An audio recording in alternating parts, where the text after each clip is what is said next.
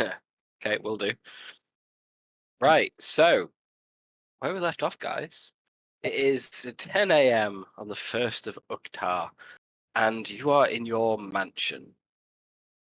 You still have, I believe, in the region of, what was it made? 4 p.m. You have about 6 hours left in your mansion. You have had a lovely presentation. Moreau is still feeling a little under the weather and quiet, but is back to his usual self-ish. Surprisingly, he will be completely back to his usual self when Chris turns up. What a coinky dink. In the meantime, you've all been discussing what it is you wish to do next, what are your plans moving forward, and you've discovered that this book is a book of vile darkness now in your possession. You've had lots of theory crafting on how to keep and or destroy and or get rid of this book to keep it out of Lillealiya's hands. And I believe that is where you are up to for now. There are a few things that a few people want to do who are not here. So I will get to those in due course. But for the time being, what would you guys like to do? I think I'm currently out sneaking. What are you out sneaking for? I forget this. I was going to the address we had for Lillealiya's house. I did completely forget this because we were talking about the book after the session. I completely forgot that bit. Yes, you are. So it's going to take you. I think it was 3 hours to get there. 3 hours. Yeah, I think I'm currently halfway. Yes, you are on your way. Invisible and sneaking. It has all come back to me. The question I should have been asking is: those who aren't currently sneaking, Cool. what are you guys doing?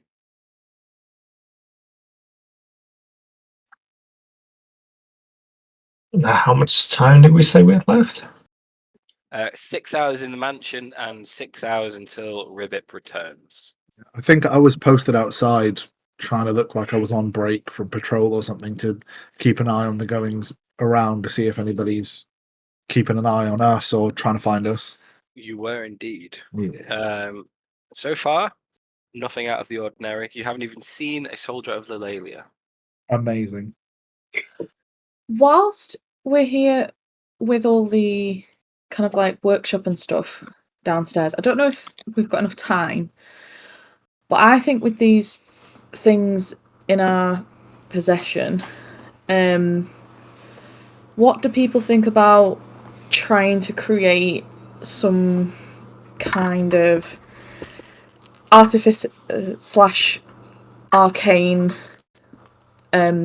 lockbox of some sort to keep these items in? Just because we are carrying a lot of stuff that Lillealiya would want, and I'm thinking with Lavender's like illusionary background, potentially something that could maybe at least disguise these things as something else, if that makes sense.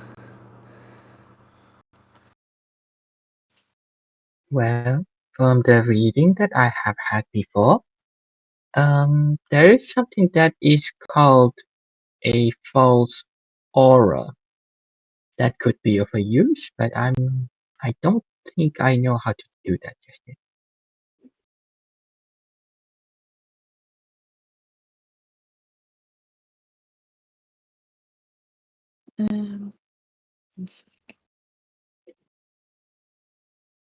Oh no, my pinboard isn't on.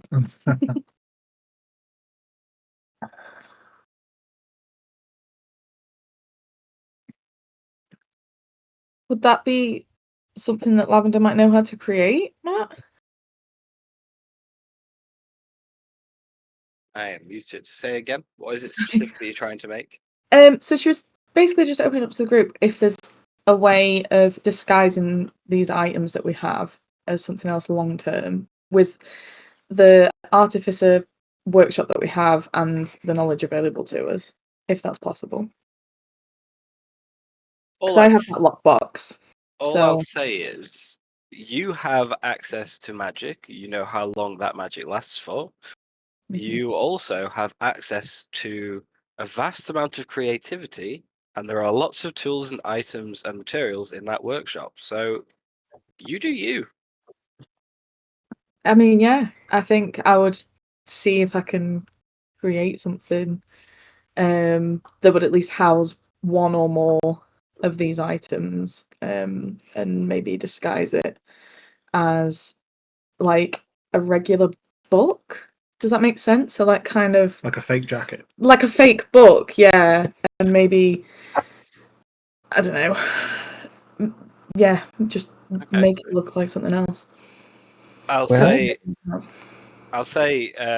especially with Teffel's help here, with Teffel's budding, minimal but enthusiastic experience with tattooing so far, they're clearly very good with small pointy things, hence great with thread.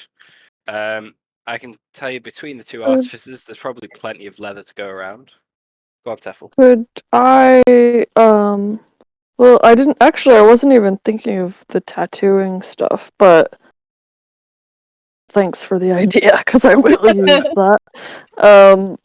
Yeah, maybe I'll practice, like, shading work and, kind of make something that looks a little three-dimensional, and using the leather and stitching work, try to kind of craft something that looks a little realistic.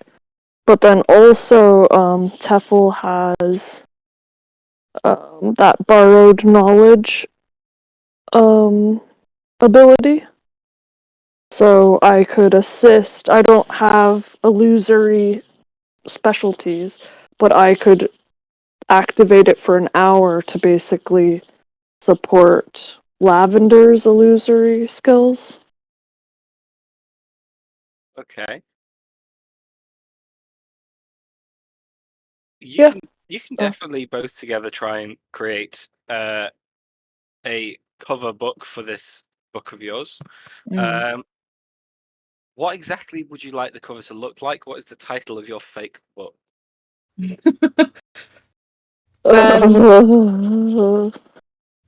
Plants and fungi of Barovia. Of Barovia, okay. Yeah. Egress's imagination. Okay, I'll can you pull out both my then? sketchbook, because I think I did a mushroom tattoo for Lavender. Yeah. I think it was on Lavender, and I think they've got a mushroom as well. oh, did you get him? Okay, someone got a mushroom. Mm. It's in my sketchbook. So any like fungi or plant-like things, Tefel will practice sketching to make it look really cool. Okay. If we're getting the creativity from Teffel and the actual most of the construction from Lavender, can I have a straight up charisma check from Teffel? And let's say a sleight of hand for Lavender. Okay. And can I use my borrowed knowledge ability? Absolutely.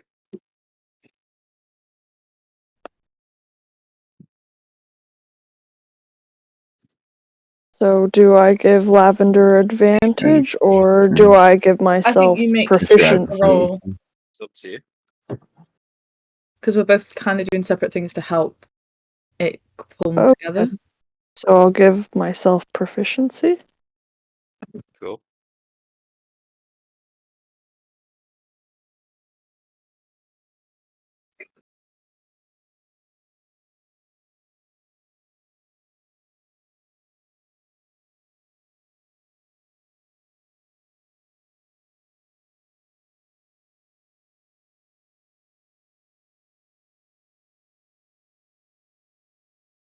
Keeping a census.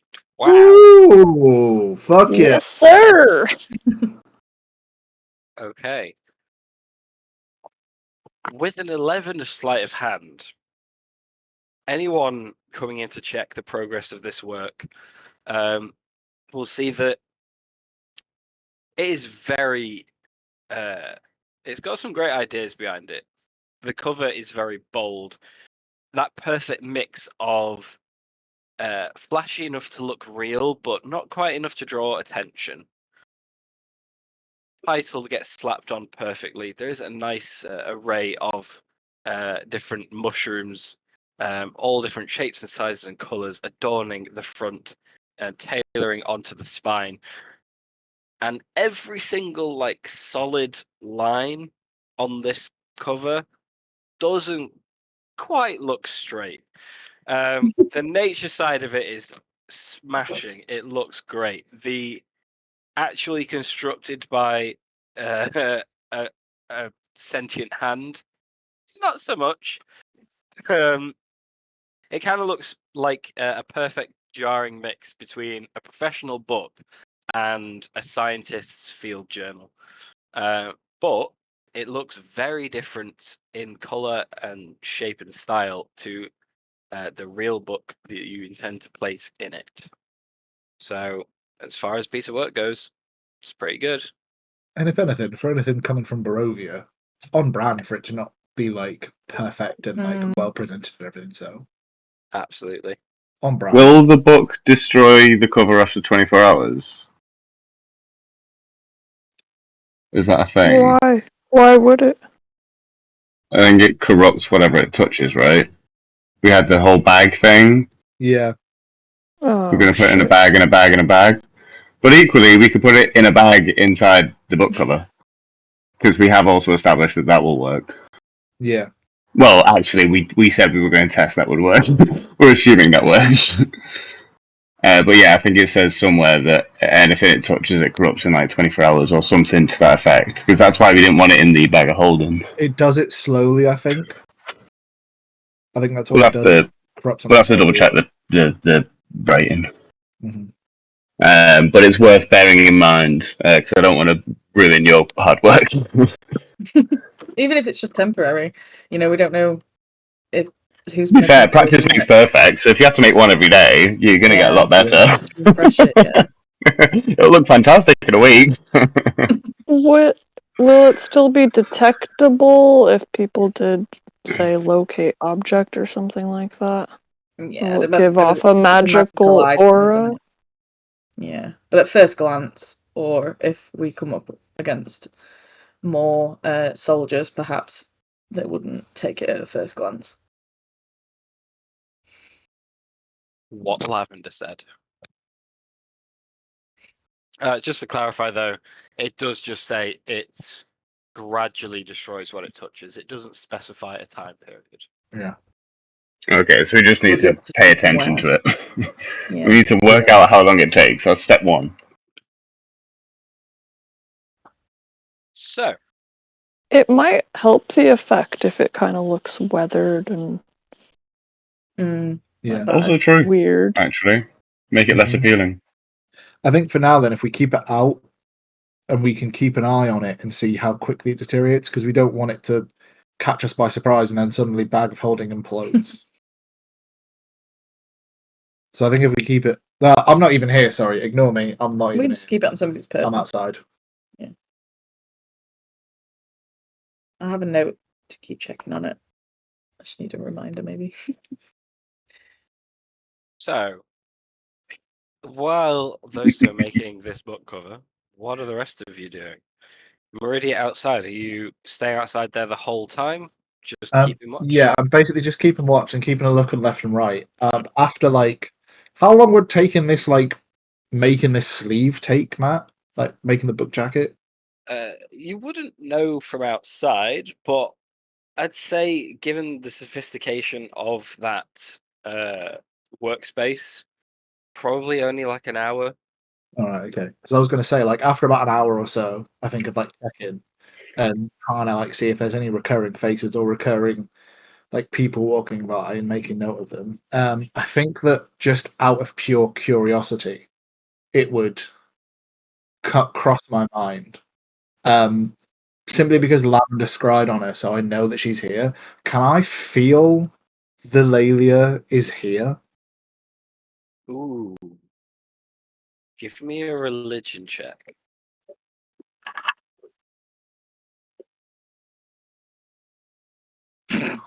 Piss. I'm proficient, but it's only a 12. This is a new environment.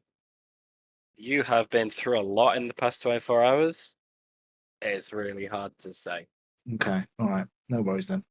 If I couldn't feel anything immediately, I definitely wouldn't try to do it again in case it pinged off her or something and she took notice. So I think that I would take that as it is, and I would go back to keeping guard by the door, and just waiting for Ribbit to come back. Okay, give me a perception check. Okay. 10. Okay, good to know. Is there anything else in the first 3 hours at least, as Ribbip is traveling there, that anyone would like to do?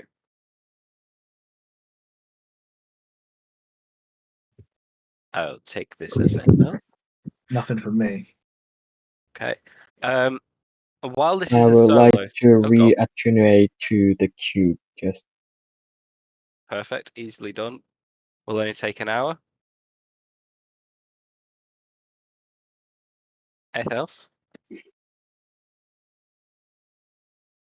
I think at some point Lavender would maybe go back and check on Moreau. And if I assume he's not shown any signs, obviously, because he's not here yet. But in character, she would go and do that and just check he's all right. Okay.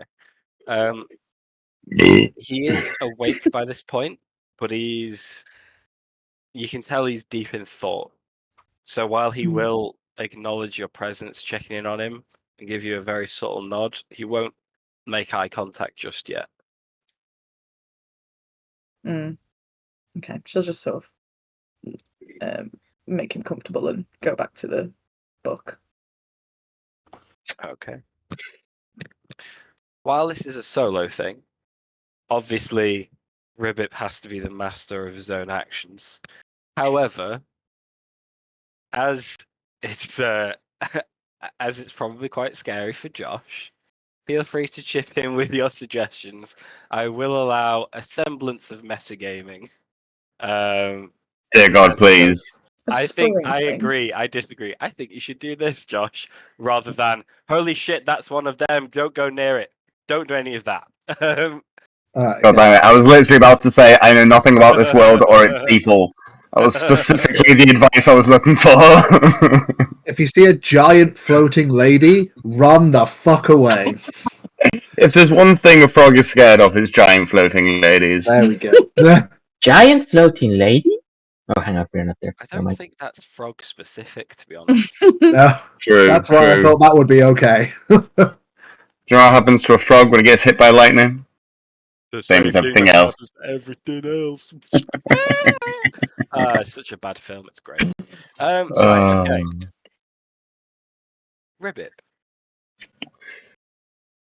Let me put some more intense music on. Before I I was put you on listening to the RuneScape theme. I'll make sure everyone can actually see your token, just so everyone has something to look at. Before I put you on the map, you will not be where you are on said map. It just doesn't extend as far as it needs to Okay. the way you would initially see it. So don't panic straight away. So, as you are traveling the streets of Sigil, you pass through several rundown districts, several marketplaces, what seem to be residential districts, some of which are very nice, very neat, and the most orderly aspects of a city you've ever seen. And some resemble buildings being built on top of buildings at all sorts of angles, all sorts of levels. It is as if a piece of every part of the world has been thrown together here and live side by side in harmony with each other. Same goes for the beings of Sigil. As you walk, you see many of the common races you'd see on the Prime Material. But as you pass through a market area, you see angels being served by demons. You see skulls that chatter and made of like part bone and part metal, just talking to each other as they float on by you. You see all sorts of really bizarre interactions. At one point, you have to squeeze between a fire and a water elemental that are just drifting down the street together. It's very confusing, but it looks cool. So, are you doing anything while you are on the way? On the way, I'm concentrating mostly on just not being noticed. I'm mainly looking out for anyone that looks like they're looking at me rather than through me. Okay, give me a perception check. Cool. Where's my character sheet gone? It's here. Perception, you say? That is a natural 20 for a 34. Fucking hell. I will just say before I answer this perception check, I said on the way, so my head started singing On the Way, the song. Then I thought of Ice Age, and then I realised, oh, you are just Sid. So, Happy to be said. So, looking out for anyone who spies you, as you make your way away from the mansion itself, you did spot occasionally a few people that looked like they were in Silver Mist armor. They seem to be on patrol. Two pairs of them that you saw separate on patrol. You got a bit further away, and you spotted one chilling at a bar, drink in hand. You can't be certain that they were a child of Silver Mist, but the color scheme, the demeanor, it did give you that kind of vibe. But then as you got further and further away, that you stopped seeing such things. As you're getting closer to the address you've been given, to Lillealiya's Fortress of Grace, you're starting to see a few more of these patrols again. None of them seem to notice you. As you pass through your last market district, you do see a very tall green individual, wings tucked behind their back, who is stood at a stall, seemingly inspecting coins in their hand. Seem a bit confused by them. And as you walk by, they look you dead in the eye and just raise an eyebrow, and then just go back to their coins. Besides that, you seem to have moved unnoticed. And sorry, the gentleman that looked at me, did he look like a random citizen or a child of Silver Mist? He did not. He was only wearing pants. He was about 15 feet tall, and he had gold eyes. Cool. Stay away from giant things with gold eyes. Good info. Good info. He definitely did not look like a child of Silver Mist. All good. That's what we like to hear. Another half an hour later, and you find yourself in another residential district. This one is much more affluent. You're very close to the bottom edge of the ring now. And all these houses you are going past, some of them look like literal castles, some of them look like just very ornate houses. Each one is surrounded by a garden, or greenery at least, which you haven't seen thus far in Sigil. It's a very crowded place. And because of that, each house or building is separated by at least 300 to 400 feet on each side. These are massive properties. It's a very quiet greenery surrounding it, and an address on the front that matches the one you have been given. On the other side of the gate, down a long gravel path, you see a very opulent looking marble building. Gold tints accenting many different turrets and domes that top this building. It's only 2 floors. And it does, from what you can tell, seem to slightly lean over the bottom of the wheel. intentionally. I'll go with your other perception check. Thank you. You can see that there is a small outhouse before the front steps that lead up to a grand entrance and big, nicely dark wood double doors. Stood in front of this entrance at the top of the stairs, on either side, you see a soldier of Lillealiya's. I'll put you on the map once I've found where it is. As I say, you're about 150 feet down a path, not where you appear to be right there. Okay, cool. Okay, so I can see the soldiers and I'm still invisible. And how long has it been at this point? 3 hours. 3 hours. So should we You said assume I've... you've burnt 6 of your thingies, I think, or 5? No, I used my free one because thankfully this was after we long rested. So I used my free one, and then I used 2 more. That's 3 hours. So if we assume it's been 3 hours, I'll spend another one and re-up now. So I've got it for another hour from now, basically. Oh. And I am here purely for reconnaissance right now. I have no intention of trying to sneak in or anything. So I'm kind of just looking for a not guarded window that I might be able to peek through at most. So I guess I'm going to creep down the path towards until I sort of get in the vicinity of the place. Okay, well, first you have to get through the locked gate. Oh, I see. How big is the gate? gate? It's only about 10 feet tall. I jump over the gates. Okay, can I have a stealth check then, please? Advantage? Invisible. Yes. That's a 35, sir. Okay. I can do one thing, Matthew. You land on the very loud gravel without making a sound. Sneaking closer, you can see the 2 guards out front are chatting to one another very quietly under their breath. Eyes forward, making sure they don't look like they are talking. Apologies, my throat is so dry. You can also hear a bit of a commotion from the outhouse, though it is muffled.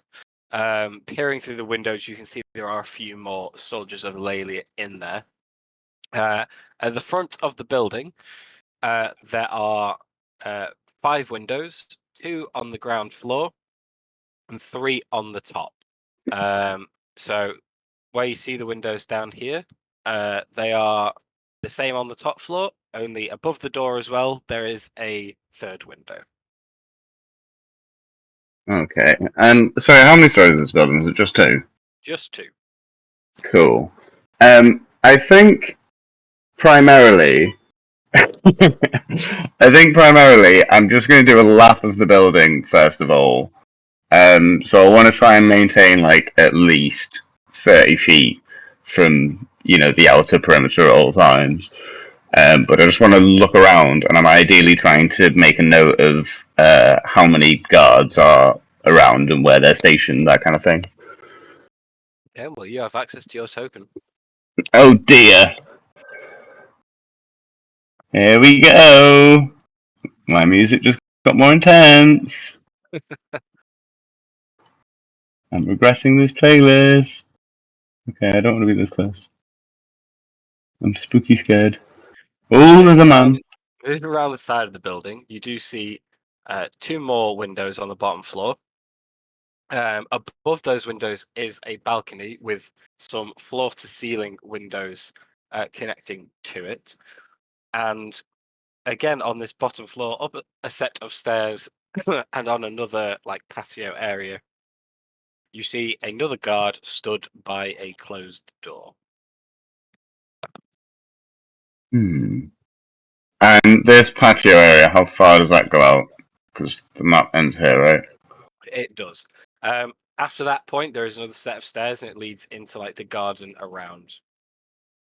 So it's essentially like there's not enough trees for it to be a woodland, but a very sparse, like formal garden you may find around like a country house. That's the kind of surroundings there is here.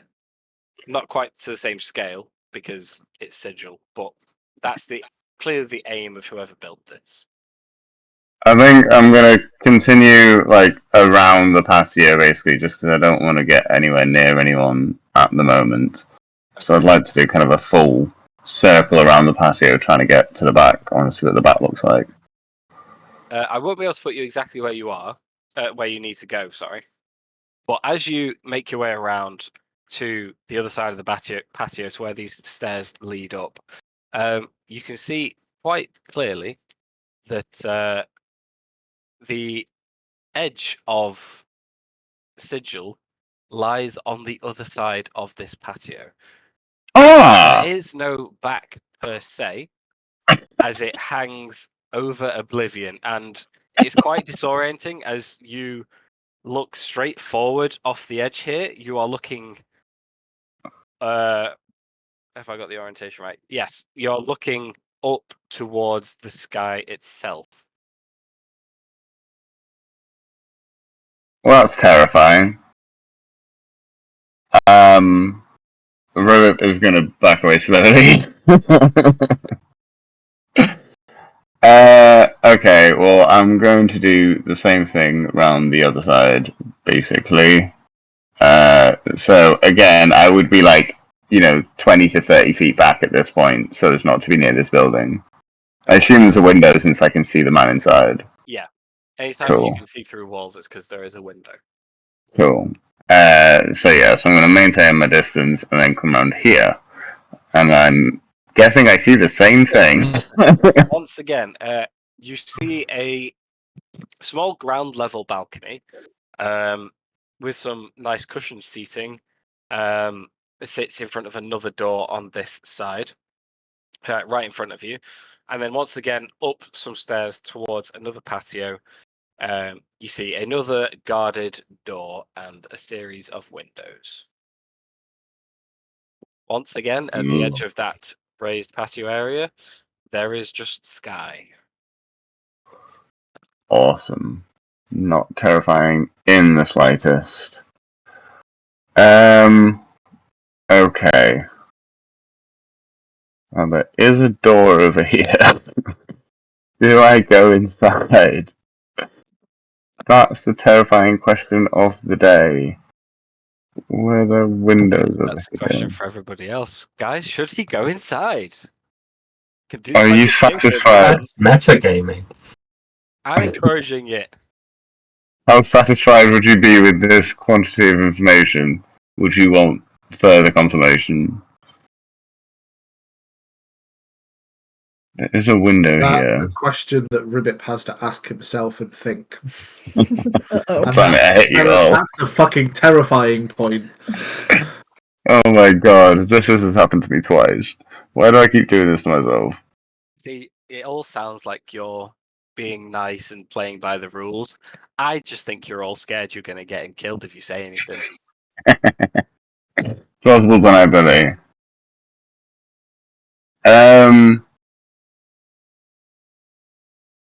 I don't think I will. I'm very scared. I might peer through a window though, but they all look like they look into closed rooms, which isn't very fun. I don't feel like I can learn much from a closed room. I want to see that big patch of shadow. Okay, I'm at least going to creep over here. So this isn't me, sprinting over here, but this is basically where I'm aiming to go. I would like to look inside this window and see if I can learn anything. Obviously, I would creep down there as quietly as possible. Okay, go ahead and give me another stealth check. Let's go. Stealth. Boop. That would be another natural 20 for 36. Well, The guard seems to pay you absolutely no attention. But sneaking up this staircase, peering through the large windows here, you can see a very ornate dining hall laid out to seat quite a lot of people. You're looking in the region of one or about 20 people, maybe max. Everything seems to be set for a meal, but there is no food on the table. Everything looks clean, and there is nobody else in the room. An unlit fireplace does stand on the north wall, where another door leads to another scenic balcony. Do the plates look dusty? They do Like, not. does it look like?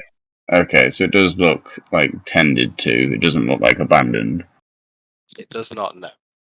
Because I'm concerned this is a fake. That's my big fear at this point.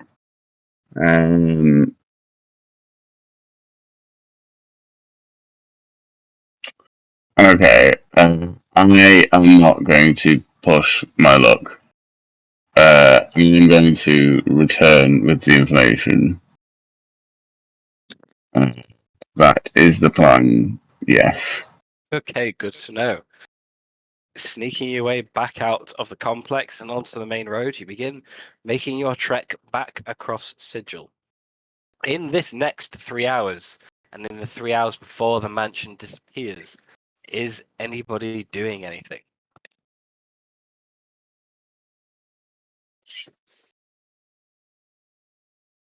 Matt, Yes. I think I'm about to do something stupid. Yay! Hell yeah, let's go.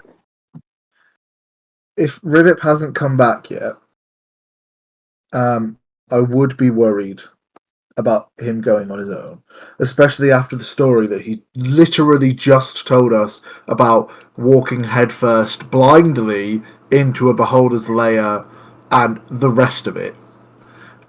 So I would, if I didn't hear anything communication-wise from him, I think that I would try again, just one more little foray to see if I could in fact feel if the Lillealiya were here. Give me a religion check. Mostly out of fear of him, like fear for him, because if this is her,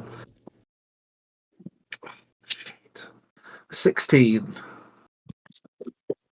You don't feel anything. I don't feel anything. Like I can't feel her here. Nope. Okay, all right, okay. That'd be it from me, and then I just carry on looking out for him again. Okay. Is anybody else wanting to do anything in those 3 hours? No, more of the same for me. Okay. About an hour and a half into this return journey, Meridia, Yes. you are watching out one end of this this alleyway, and you hear from behind you, "Oh, excuse me?" As you turn, you see a very finely, spangly, shiny armored daughter of Lillealiya, stood there in all her glory. You can see she is a member of the Chalice from the insignia on her shield. Mm-hmm. And while she doesn't look relaxed, she doesn't look in an aggressive state either. She seems to have a very surprised demeanor about her stature, though one arm is fastened very closely to the scabbard of her sword. Okay. I will straighten up, and I will say, "Oh, my apologies," and I will move myself out of her way as if to be like, "Oh, you were just surprised that I was in your way." Carry on. Do you still look like you're a member of the Shroud. Did you drop seeming? I don't believe it's concentration, but it has. We have had a rest, haven't we? Oh yeah, no, we've had a long rest. Yeah, no, I Okay, looked so you like just I feel looked like- like myself. Yeah. As you step to the side, she just takes a few steps closer to you, so she's 5 or 10 feet away, not having a conversation down an alleyway. She goes, no, I was just wondering why you're just loitering in here. Oh, I just needed to get out of the sun for a little bit. It's weird here. Like it's the orientation and everything. I'm still not used to it yet, and it's just knocking me for six for a bit. So you've been out on patrol and you left whoever you are with to just stand here. Is that what I'm hearing? No, I requested permission to be here. And followed protocol. I'm just catching my breath for a moment. I will return momentarily when my vision stops. Give me a deception check. Okay. That would be a 19. I see. Well, do not stay too long. May I ask who you asked permission from? This is very peculiar. Here is not the place for people who are so easily knocked off their balance.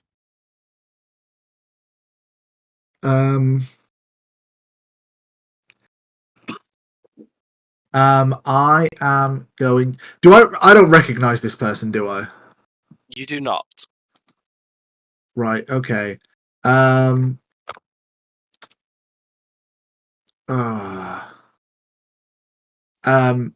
know what I'm going to say. I am going to say. Oh, with the information I've got back to them yet.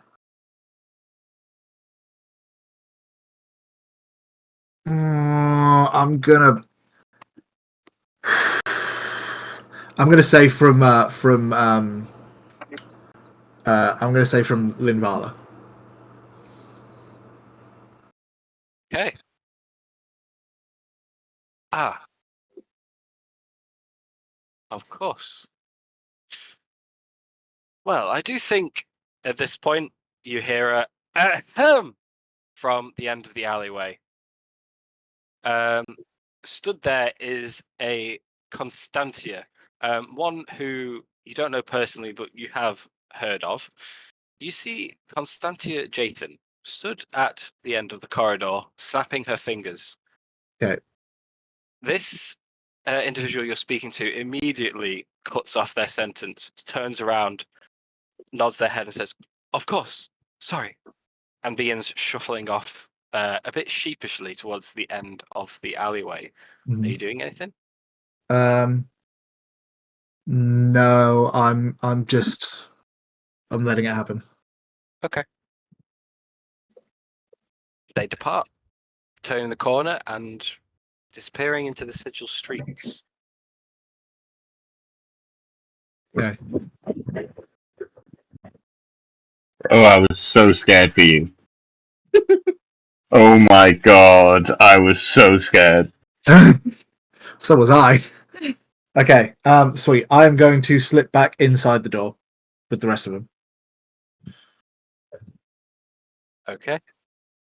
Easily done. You don't seem to have been noticed. Amazing. And I will relay all of that back to the entire group in here immediately.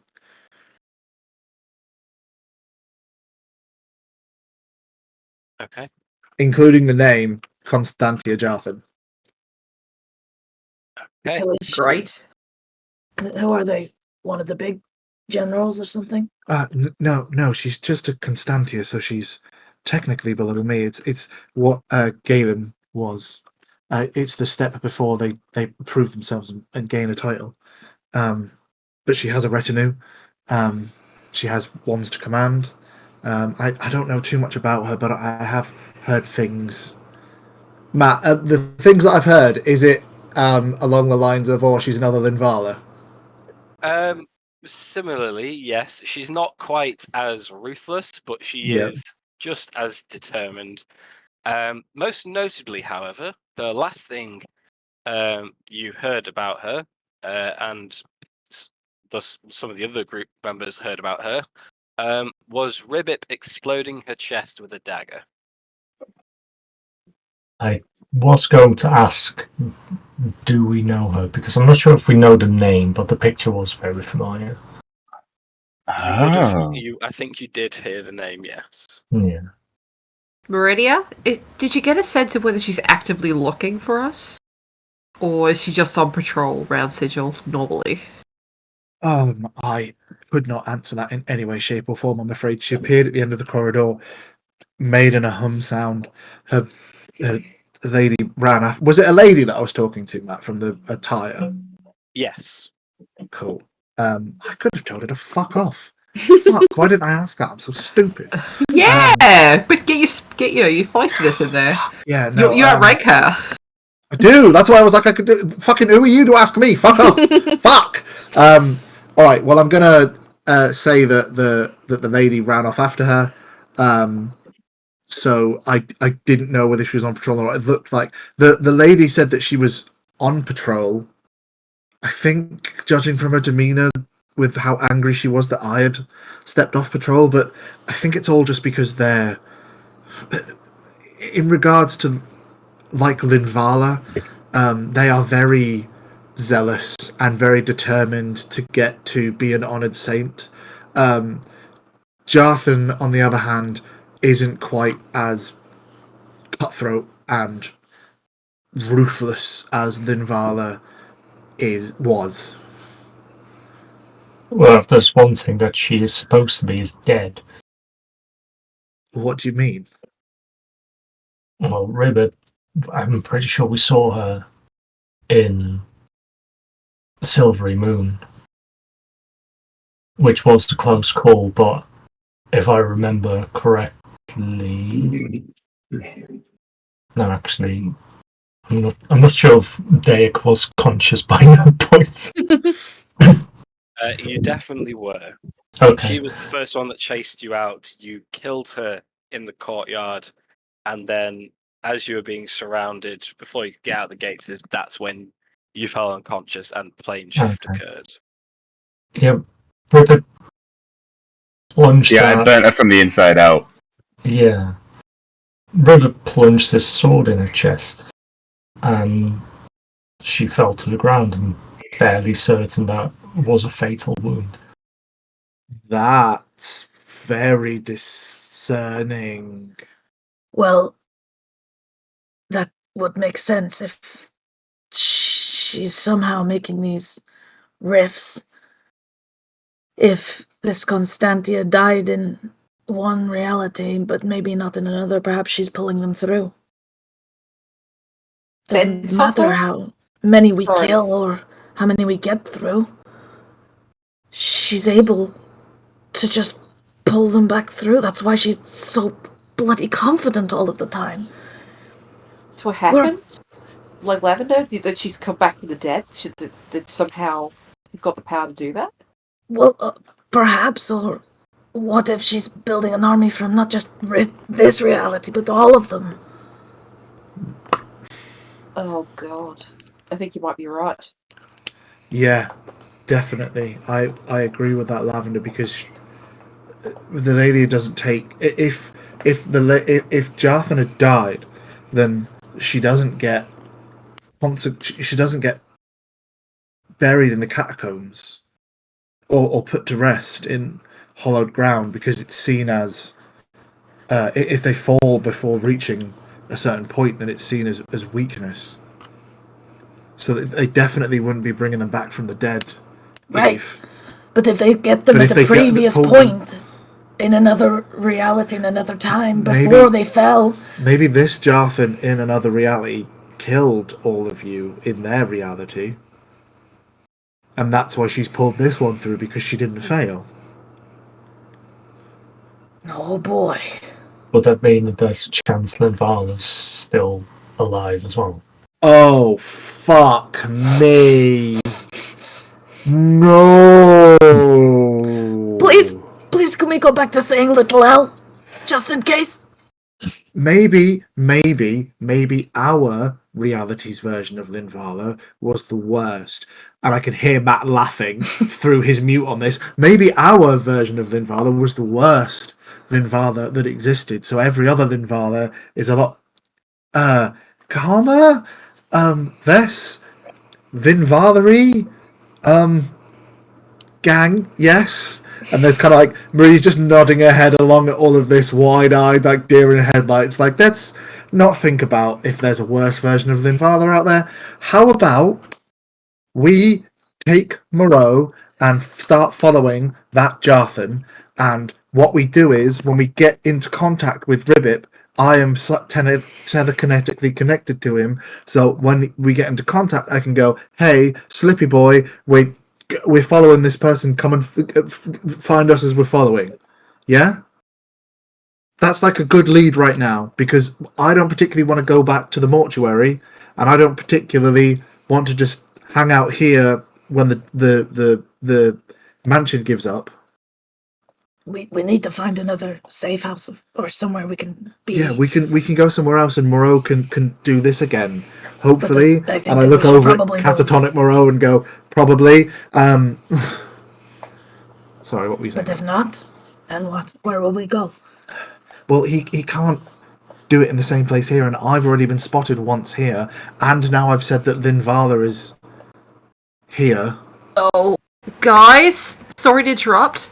I've just remembered something bad. What's that?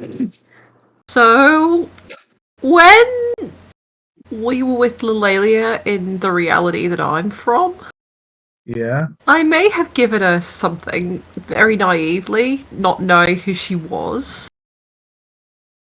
Linvala? No, Ophelia, aka Lillealiya.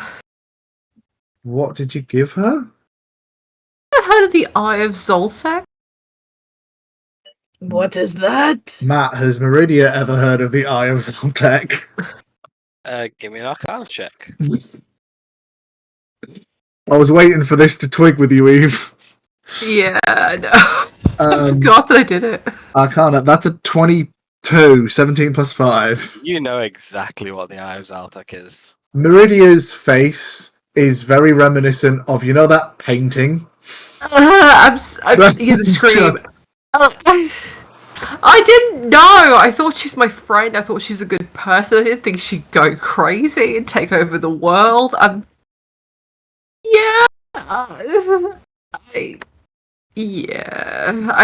think that would explain what's going on. And maybe she's not into realities as much as we thought, but possibly she's bending the rules for her own gain and going for the whole raise the dead thing. But again, that like there is like real genuine confusion on Meridia's face at this point, and she does look almost pained trying to like think of everything, because she's just like when people aren't above playing dirty to win, even metagods, even demigods. It's just she had such a penchant for punishing post-death those that fell. Like she made us truly fear it. Like the worst thing that we could do would die in her name prior to being a point, and now she's just raising the dead. I mean, to be fair, people in power often resort to hypocrisy. This could be an example of that. Like, maybe she's doing the whole thing at the greater good. Like, I mean, I could understand her resurrecting previously honored saints and those that had died supposedly in the war, that they had like the strong ones. But if you all killed Jarthan so easily, I mean, I don't get why she would bring her. I guess like maybe the logic is like it took a lot of strength and power to do that. It took a lot. It took the same more so for Linvala. So knowing that, we're weakened every time we're fighting these people, it's maybe not surprising she's decided to go, well, these are flies that I can swat, you know what I mean? And if I need to, for the greater good, do this to further my ends, fine. I don't think she's thinking, in terms of principle, she's thinking in terms of like the long game. If I may offer a perspective. And Lavender kind of cradles her hand, which is starting to go black and rotted from this necrotic energy that she's been using. All I will say is that if you think you are doing the right thing, you can be pulled into horrific and disturbing circumstances you would never think yourself before in. It may have been that at one time or other, her intentions are what got her following, but as Eve says, power corrupts. And it can change people's minds on certain uses of magic.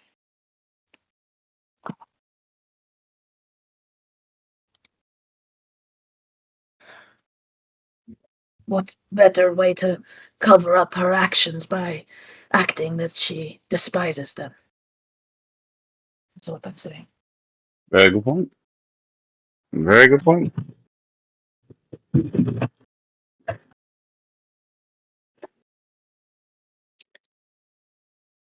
Is anyone wanting to do anything in the hour and a half left of the mansion and the hour and a half left of Ribbit's return?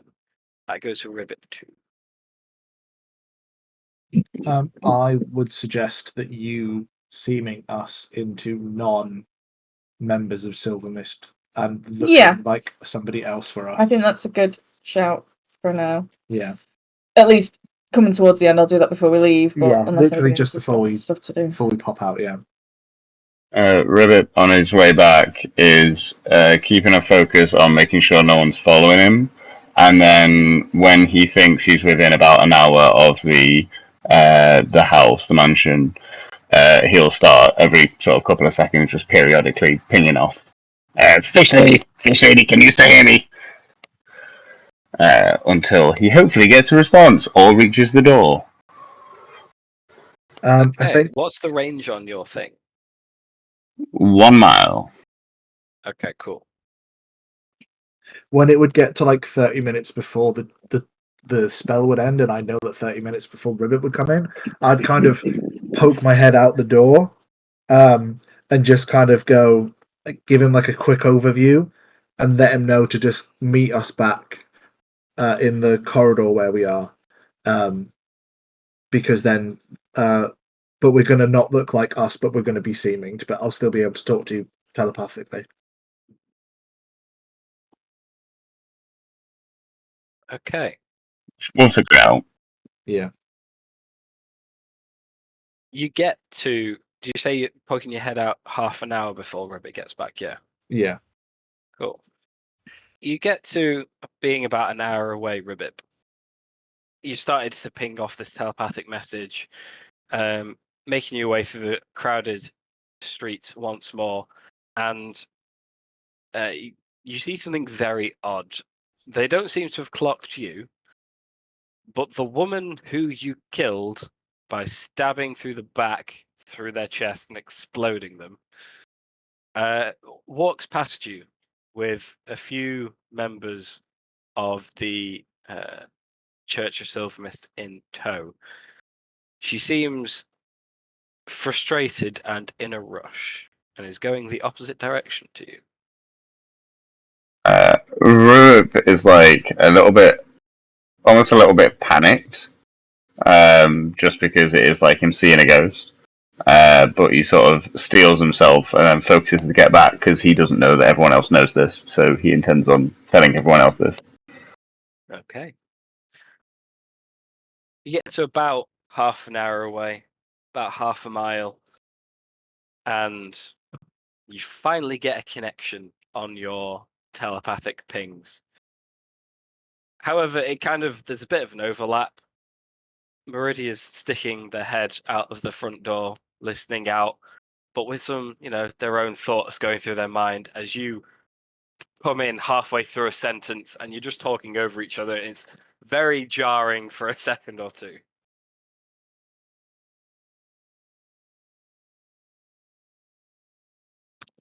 No, you should go first. Okay. No, Misa insists. You should go first. Okay. Yeah. Okay. And I will just relay back what we've seen, including seeing Constantia Jarthan. Funny Misa should mention this. Misa also. Where did she go? And I will give him the direction that I was in, whatever direction that was. Literally just going the opposite way down the street to you were. Okay. Dynamite.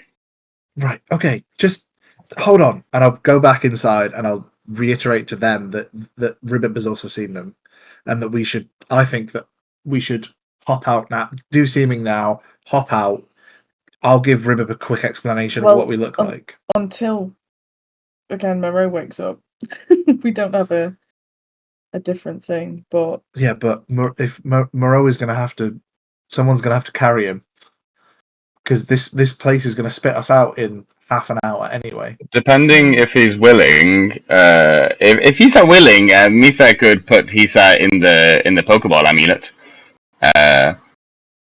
Doesn't that take an hour to attune? No, that's just for when they die, they automatically go into. As long as they're willing, it's instant. Cool. Apparently he'll happily walk. Oh, cool. Okay, Perfect. While you're discussing your exit plans for this place, Ribbit is inbound. Thog pipes up. Guys, while we're somewhere safe, I have an idea. We'll go on Thug, by all means. Thog sits in the middle of you all and begins placing out their incense. It went well last time. Thog's preparing their commune ritual. And as they're getting towards the end of preparing it, they look around you all. It's like, now, I shouldn't bother them again. But the Morning Lord, it can be quite helpful. So here's my plan. I want to ask the Morning Lord basically what Lillealiya's movements are for the next week. And then we can plan based off her plan. That is an excellent idea. I love that. That is fantastic. Go. Perfect. We can just be wherever she is. Yeah, totally agree. Excellent. The last one came through as a bit of a more visual thing, so maybe keep your eyes peeled. And Thog is going to cast Commune. As they do, the ambient light inside the mansion dims slightly and gets brighter around Thog.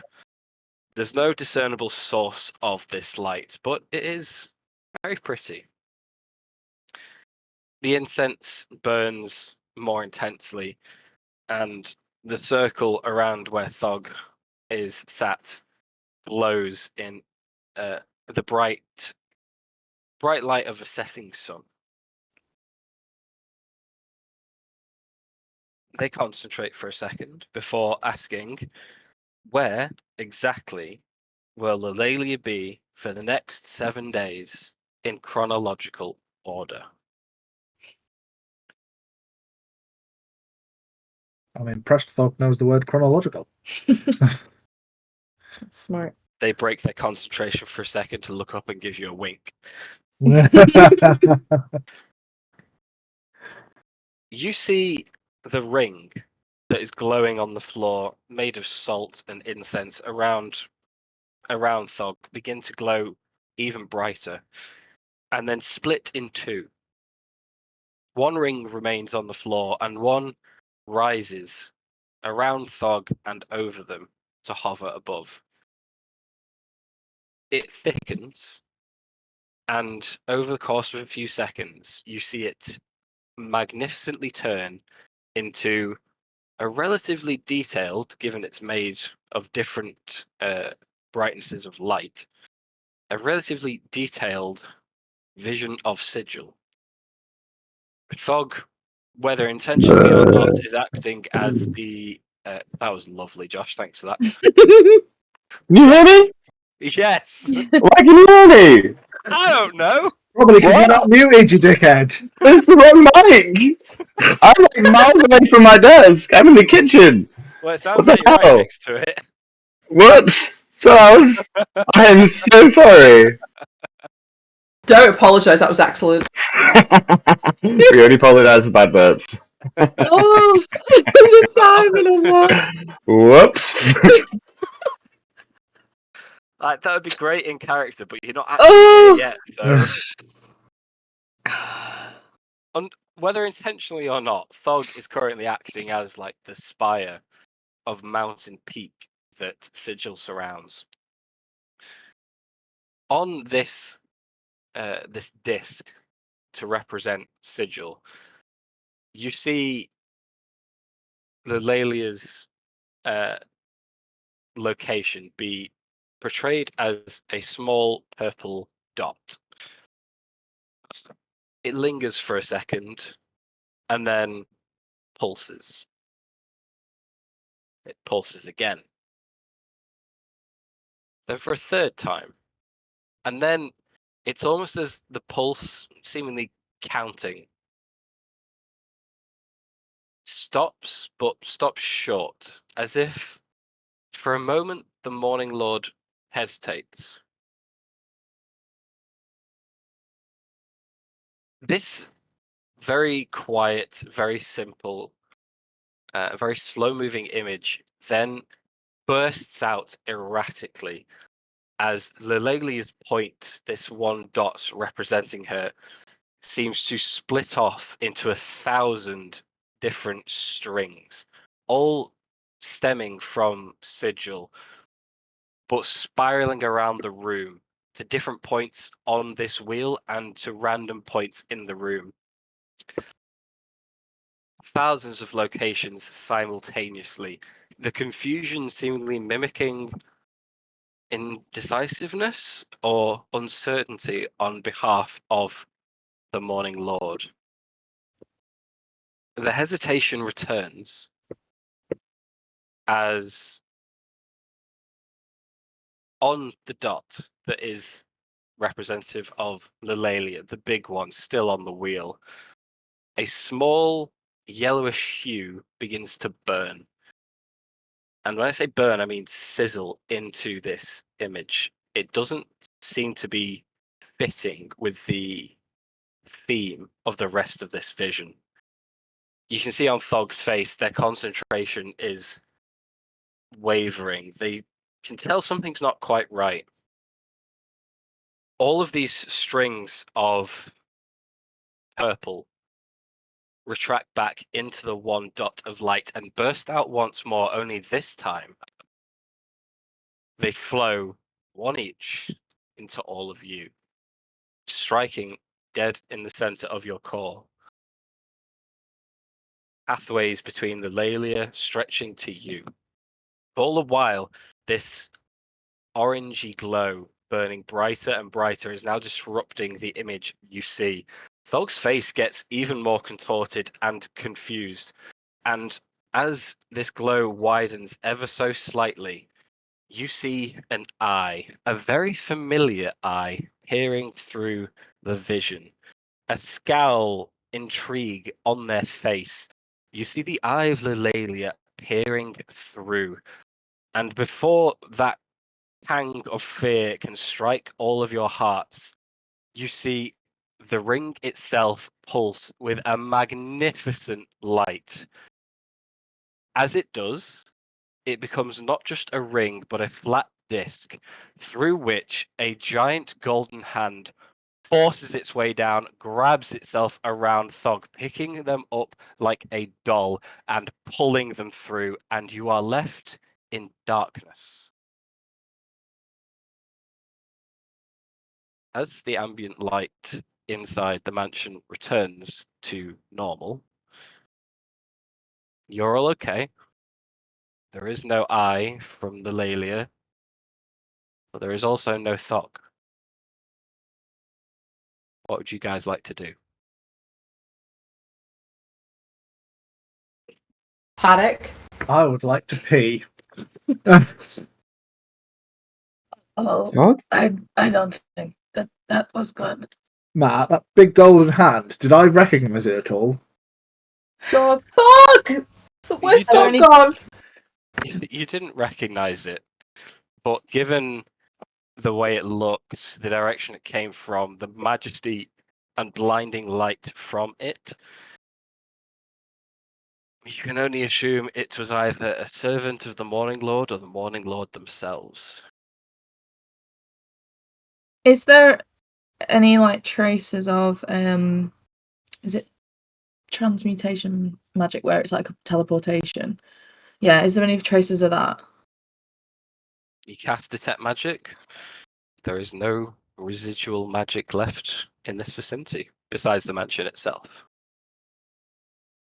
I can't see anything. It's like it disappeared into thin air. I don't understand how that happened.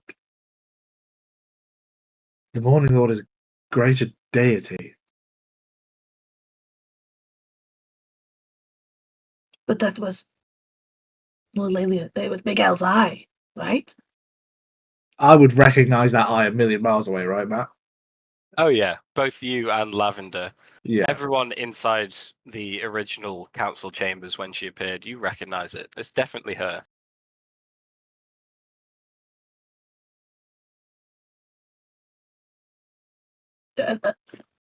Does that mean that she's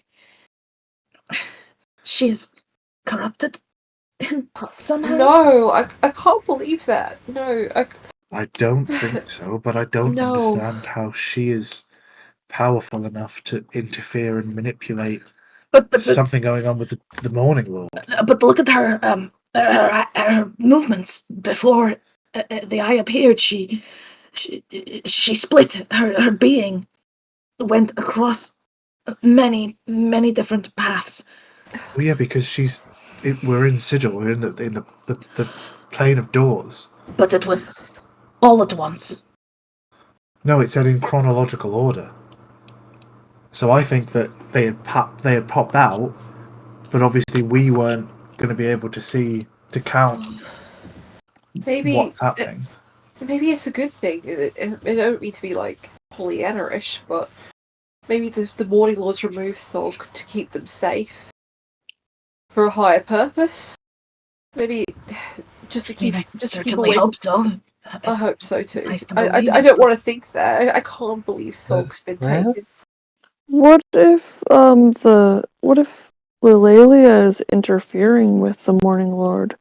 She's trying to snuff out the religion in Barovia. I think Lillealiya, sorry, Big L, wants to be the only god. I think that's what her multiplying herself was. I think she's trying to replicate herself through different worlds. There you go. Okay.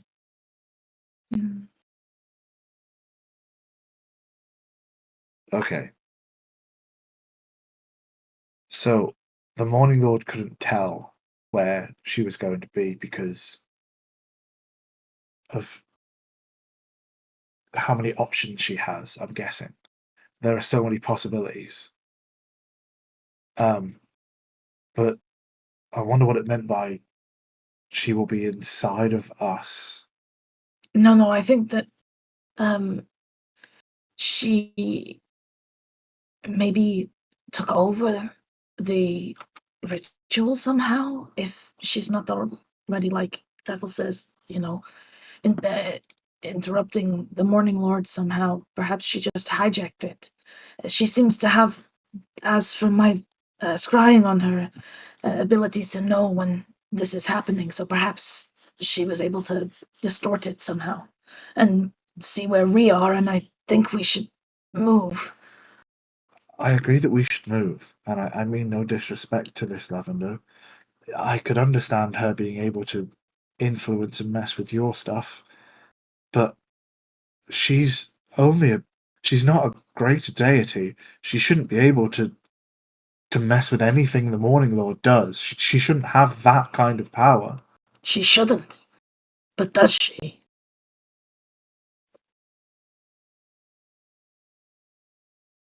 Though I will not answer that question, I will say it was Thog casting the spell. Oh, right, okay. That's all I'll say. Okay.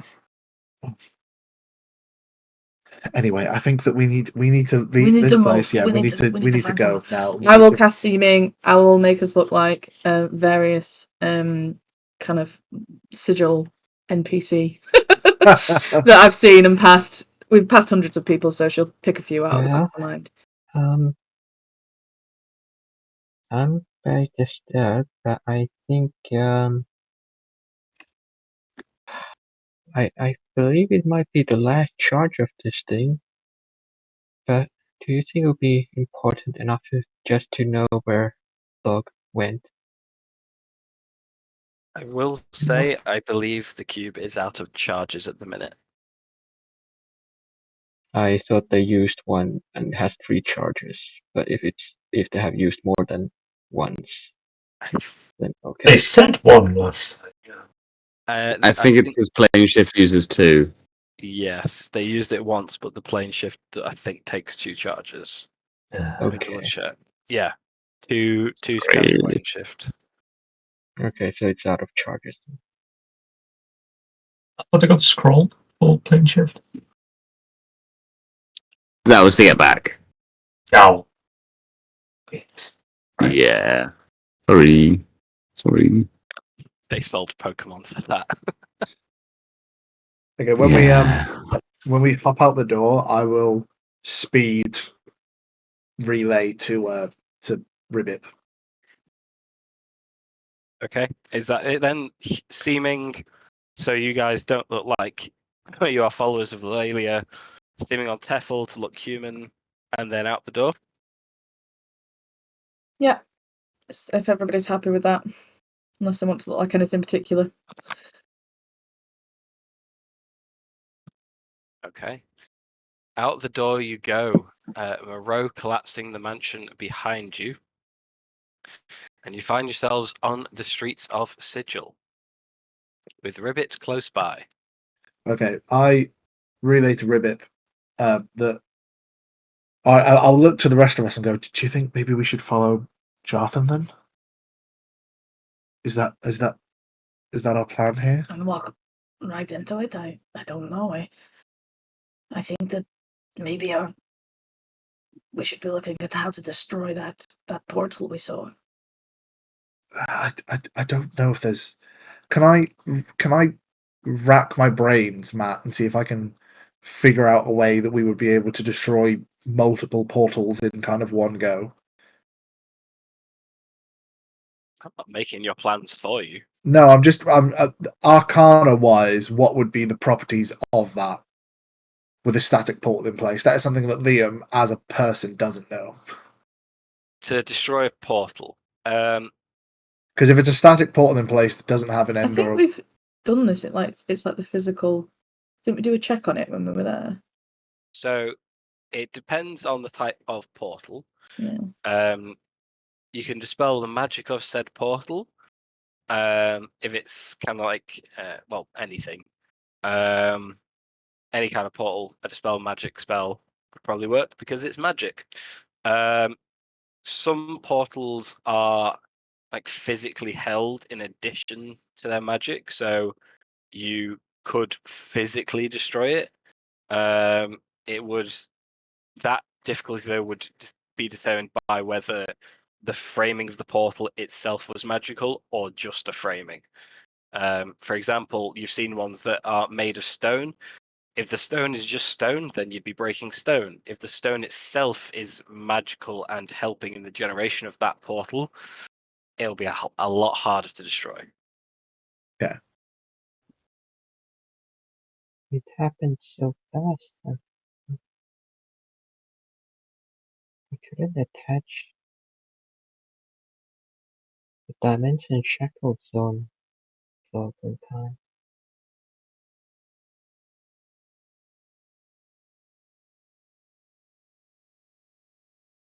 I didn't hear that. Sorry, Tia.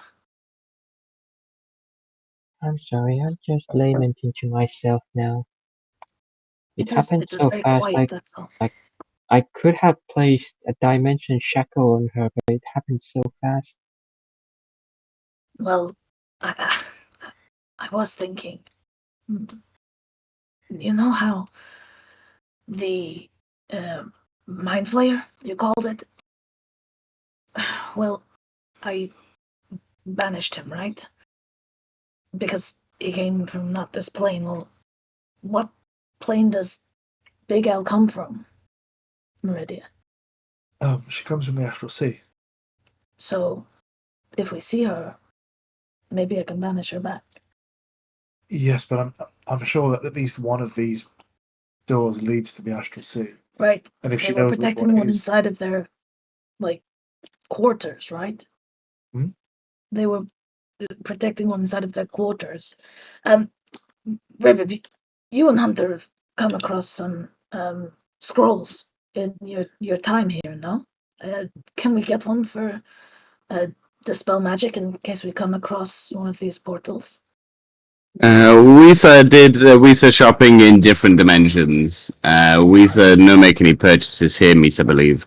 Misa, I have seen some markets on Misa way here though.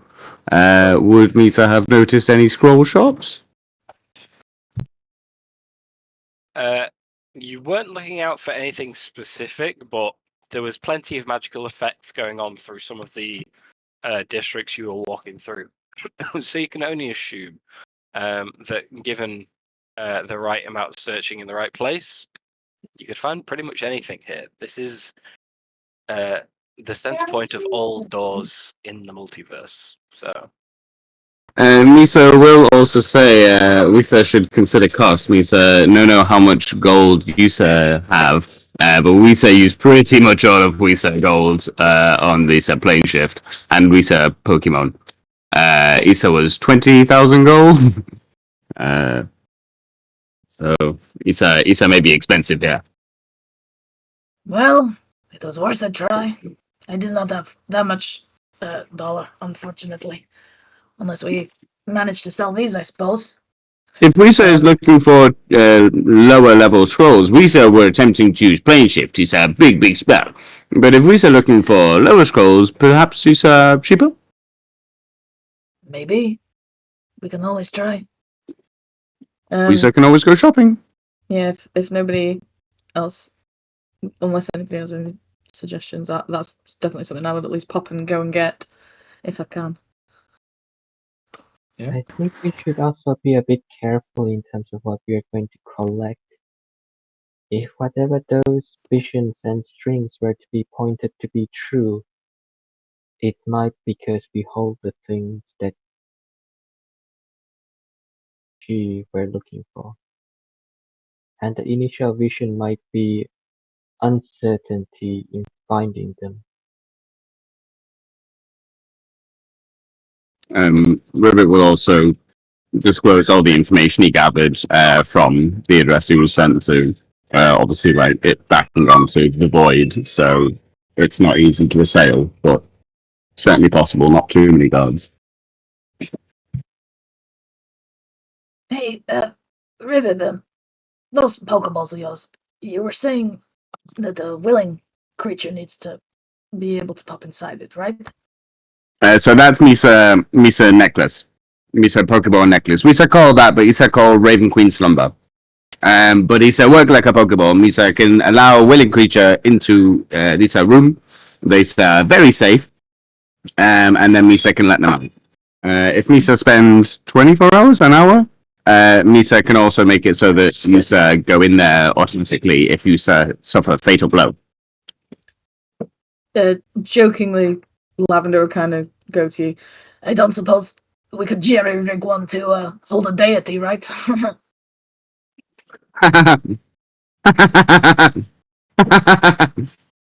Ribbit is like howling laughing. Lisa have too much trouble with big Pokemon. Misa no think these are things can be holding. These are things so big. Misa very scared of this idea. Let's head off. Unless anybody wants to do anything. And if Misa's scared, you should know it's a problem.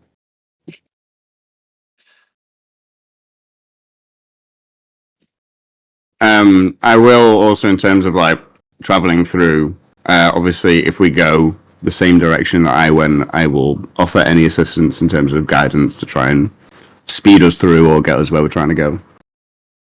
Okay.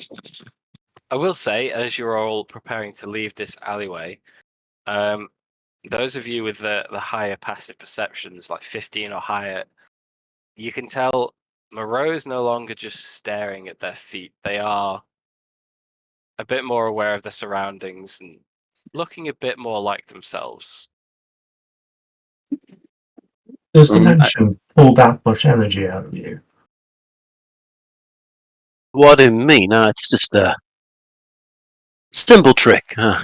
Simple trick. Oh, no. You feeling better? You haven't spoken in hours.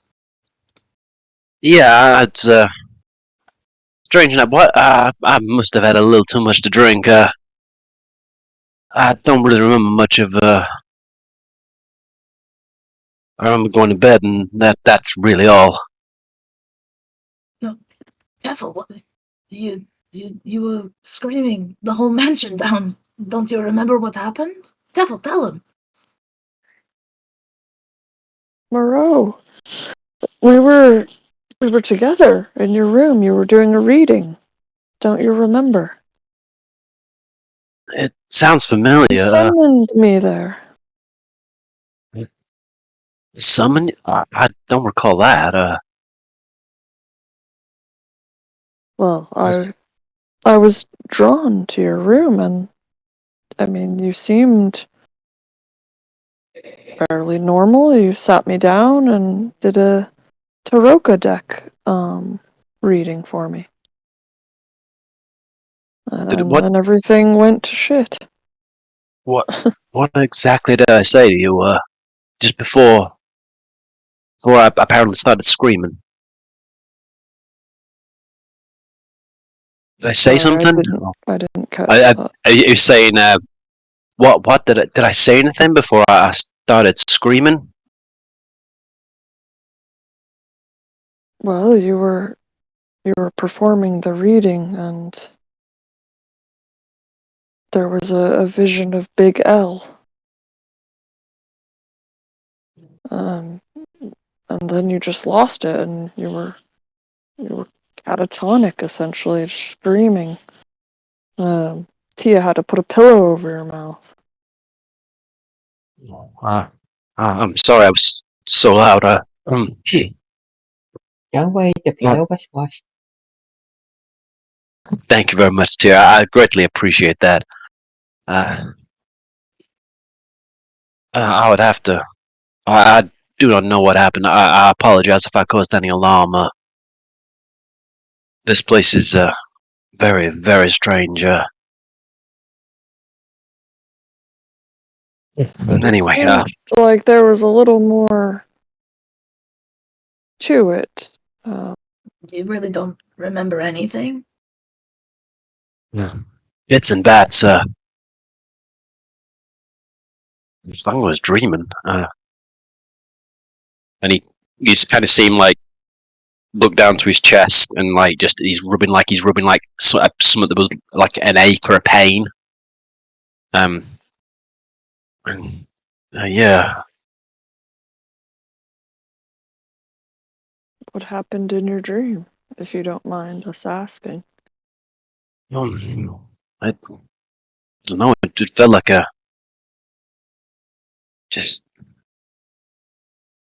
I ran into a room and. Do you ever have those dreams where you walk into a hall and everyone you kind of know in your life just turns around and looks at you and you're standing there naked? It was kind of like that, except everyone that looked at me was me. It was And you were naked?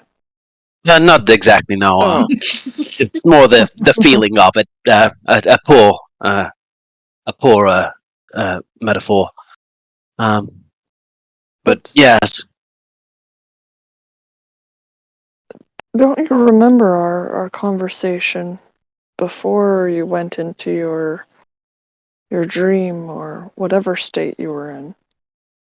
I think I We were remember talking something. about power. That sounds yeah, that sounds familiar.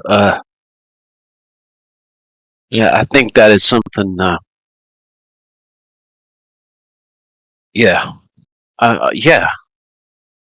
That was it, wasn't it? We were talking about seeing if we could find a way to assist you in bringing more people back. That was it, wasn't it? If we could just try and find a way, make sure we didn't lose any more folks. It was something like that. Yeah. But we seemed to have a mutual understanding or desire. But when you started getting into my reading, that's when, well, we lost you for a moment. Don't know how else to say it. You woke the whole mansion. I'm sorry. I do apologize for causing any alarm. We will have to continue that conversation later. But from what I remember, Sorry, go ahead. I think we can. I do believe. I think if I'll need to think about it and think I can remember exactly what I was doing, but if what I think I was trying to do worked, I think it was just a side effect of whatever I was trying to do. Maybe we can go into more detail later. We don't know if you've noticed, but we've lost another party member. What? And we're hot on the trail of someone that should be dead. He looks round. Who's missing, Matt? Fog. Fog. Well, we time cannot delay. Whatever we can do, we must. And someone. Right now, we don't know much, though.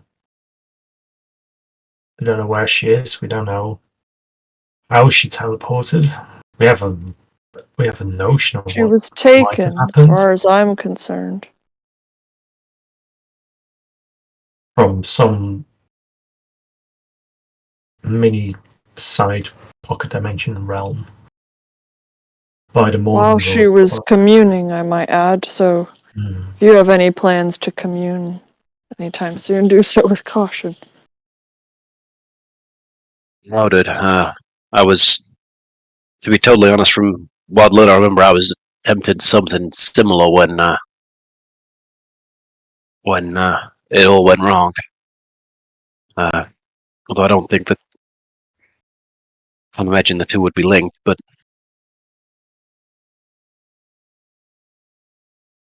Anything's possible at this point.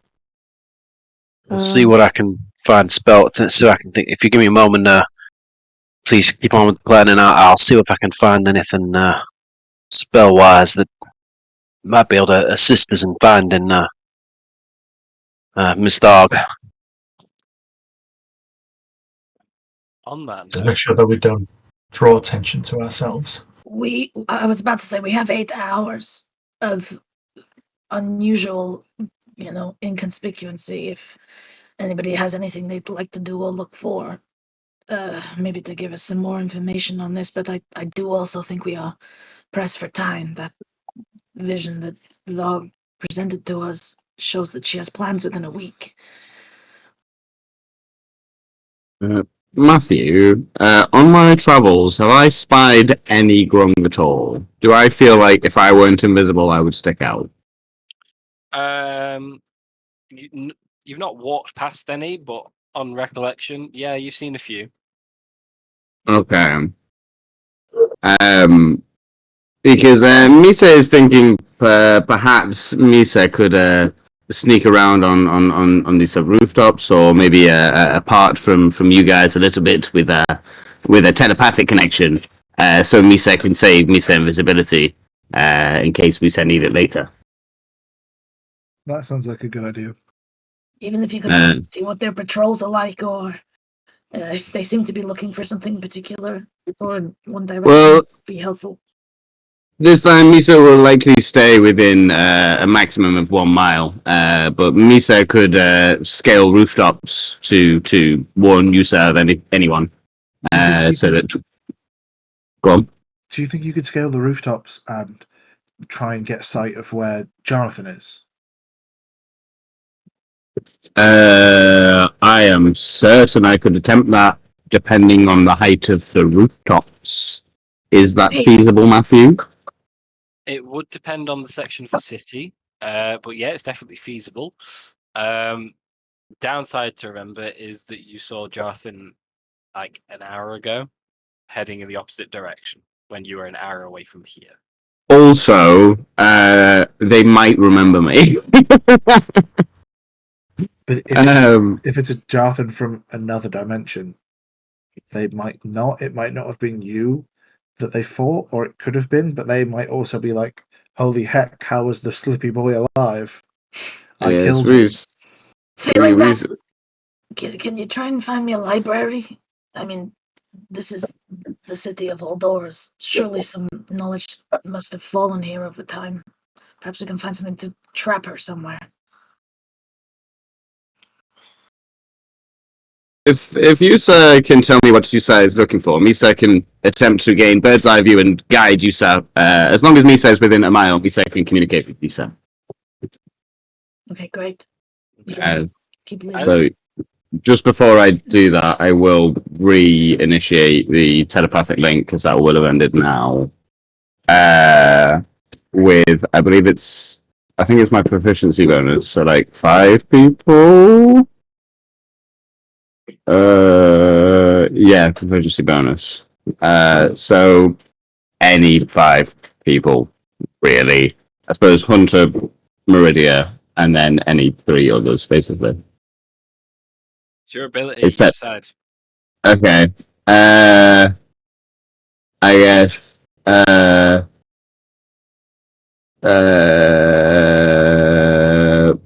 Moreau, Teffel, Tia?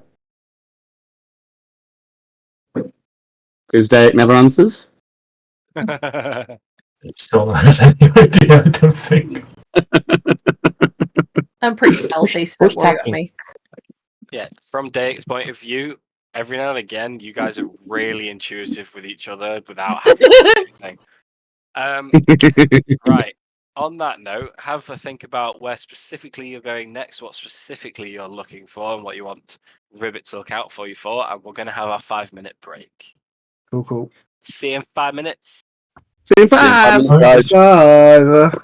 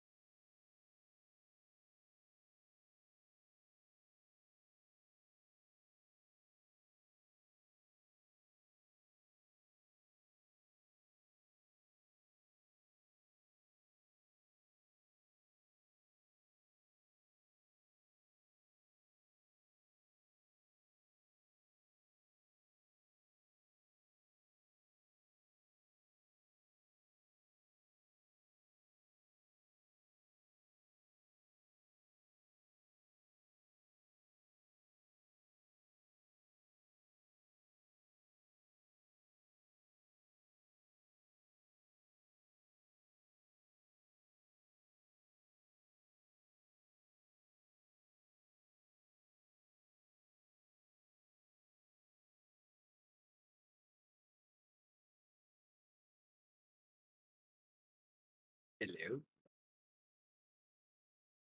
Hello. Hi.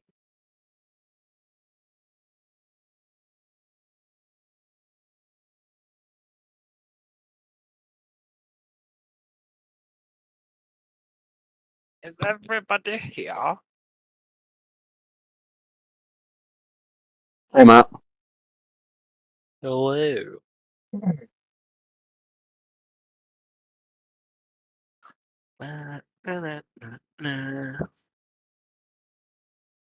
How is everyone?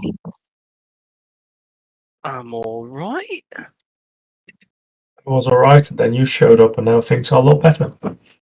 Hey. Let's go one way and then go in another. Thank you very much.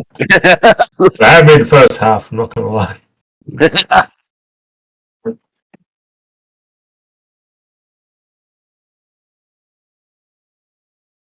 Are we waiting for anybody? Because I am Kate's here. still Hello. walking around upstairs, but I think she should be on like any second. Okie dokie.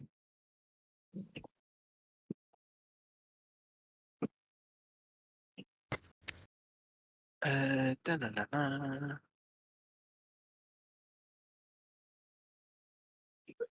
Okay. We have enough people that are back. You guys are in an alleyway. The city of Sigil, not too far from the mortuary, and planning to do what? Give it a lowdown. Can I ask a very quick, stupid question? Ms. Lavender, have you attempted to scry on Tharg? Oh,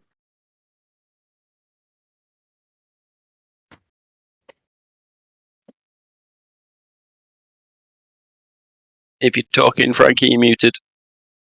Sorry, guys. On Varg.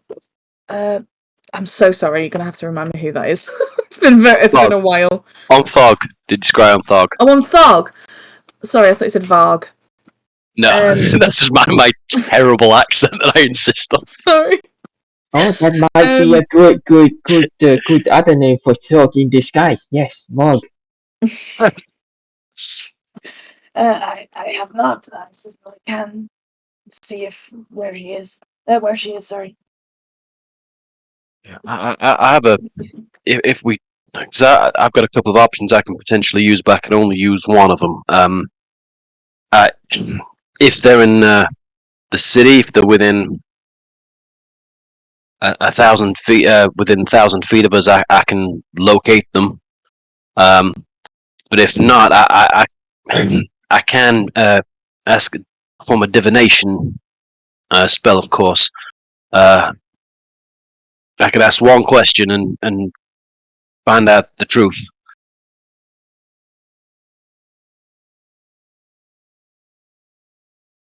But I can only do one of them, and it will take an hour or so to get set up. And I'll need the help of 3 of you. if Always Misa happy did take an hour, Misa could also rest and get all of Misa invisibility back. So Misa not opposed to this idea. Can we at least move somewhere first, a couple of streets or something? I think that may sounds know a good idea. Yes. All right. Well, I need to swing by a market or something to see if I can find a scroll or a shop.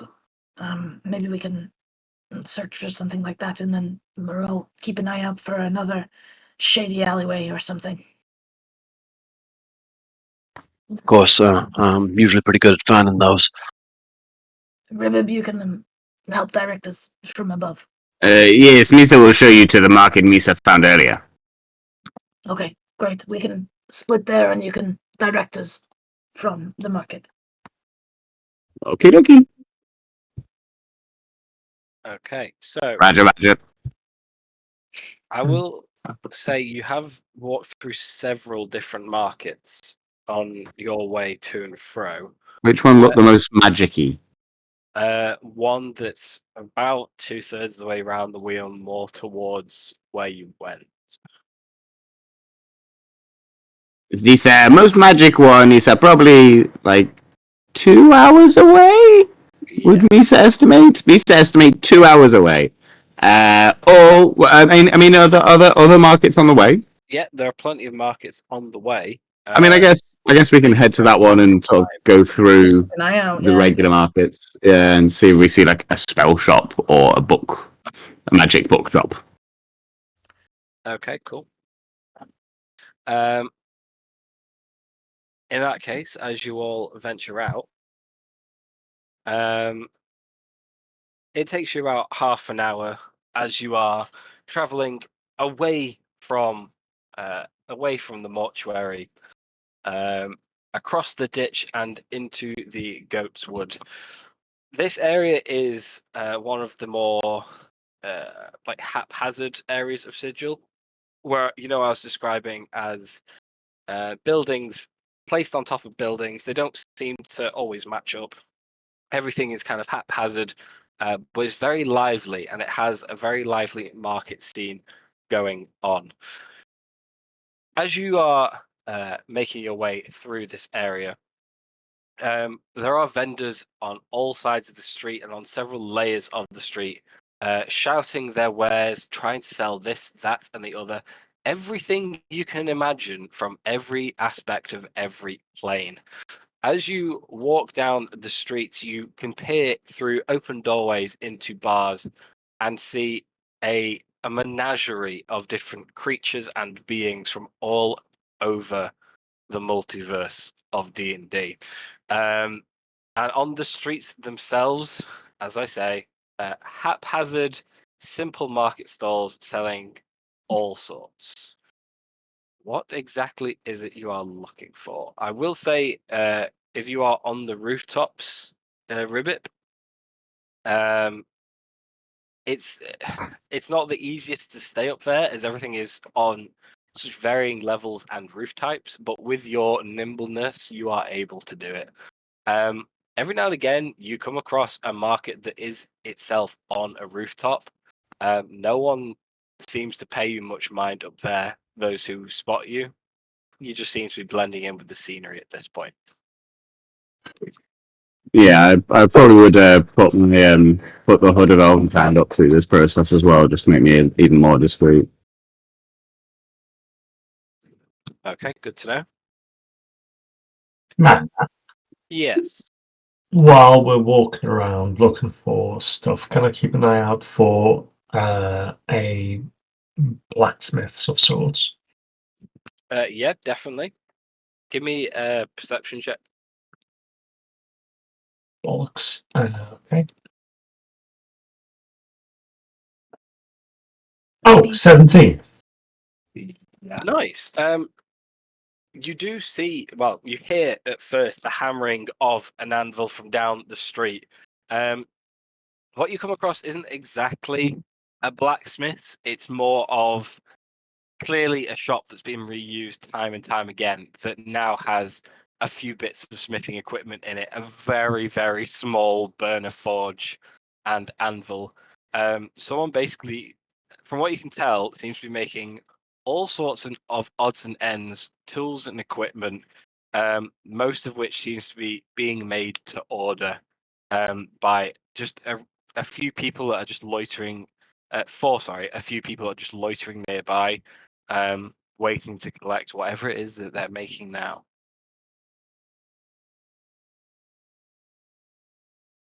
Okay. While we're kind of just meandering around there, could I catch someone who works there's attention? For now, it just seems to be one person. At first, you only see them from the back. They're small of stature. You presume it to be a dwarf with the amount of like hair flowing around them, facial hair, and like that very tough build. But as they turn, you can see it is a small gnome, very small face, and very charred up by all the soot in this building. As you step close, they don't take their eyes off their work other than a glance. Say, what can I do you for? Good day. Try and figure out what time of day it is. I'm looking to It's purchase. currently about midday. Okay. I'm looking to acquire some materials that I was hoping you might have in store. I'm trying to ascertain some mithril potentially, as well as, and this is probably out of the realm of possibilities, a sliver of metal from the plane of fire. The mithril? That is some fancy stuff. Don't have that here. Plane of fire. Anything? Any specific type of metal or size, quantity? Decent enough to work with, but it must be infused with magic from the plane itself. Well, most of it's infused in magic if it's from there. Yeah, give me a sec. They stop what they're doing for a second and stand on top of the anvil that they're working on. The hot piece of metal they were hammering also goes under boot as their boot starts to sizzle a little bit. They reach up and run their hand across a few boxes they've got on top of a shelf nearby. All seem to be unlabeled and just full of junk. And after running the hand across a few, they pull down a box, almost spilling it everywhere. A few pieces of crap just clanging to the floor. They shove it on the ground between you, rumble out a few things, a few rocks, bits of old equipment, and they pull out 3 little slivers, like chunks of jagged metal. Yeah, I'm pretty sure these 2 are from the Plane of Fire. Yeah, I think they're from the Plane of Fire. And they hold out 2 bronze-coloured shards of metal, each about 4 or 5 inches long, about 2 or 3 inches thick. If they're infused with magic, would detect magic help to ascertain the origin of it? If you cast in that. Okay. Would identify or detect magic be a better suit, just to figure out? Because I would If cast you're trying to figure out if it's magical, then detect magic. if it's from the plane itself, because he doesn't sound like he's sure. Okay. In that sense, let me just reread identify. With it being natural, I'm not sure. Choose an object, blah, blah, blah. If It's it's magical, magical. or some magical imbued object, learn its properties and how to use them. Yeah, it would tell you. Detect Okay, magic. And identify would tell you. then I will just cast identify. Okay. As you do, he just holds them out to you. Are you casting it once or twice? Because there are 2 shards. I'll cast it once, and if that doesn't show me anything, I'll try the other one as well. Okay. Roll me a d4 and tell me if it's odds or even. Cool. A4. It is odd. Okay. The first one you touch lights up. It's definitely infused with magic. However, this is from the plane of Earth. Oh, I'll try the other one. This one does light up again. It is magical. It is infused with the magics from the plane of fire. This one, good sir. Pointing to the latter. All right. Got anything to trade for it? Should we take money? Yeah, a push. I Not got I don't anything need. a bit Yeah. more interesting. Got gems of all Oh, sorts. I like gems. I can work with gems. Okay. Got peace there. Pretty big much.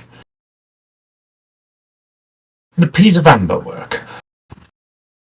It's not really a gem. How big is it? Hold up, and it's like I would say like a good thumb-sized.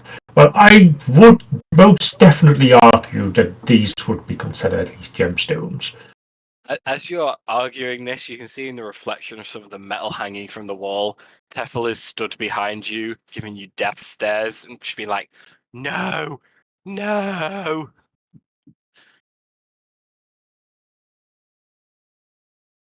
I.e., look at chat and then give me carry on with whatever you want to do. Okay. Hang on. That was just the first valuable thing I thought of in that thing. But if it doesn't take money.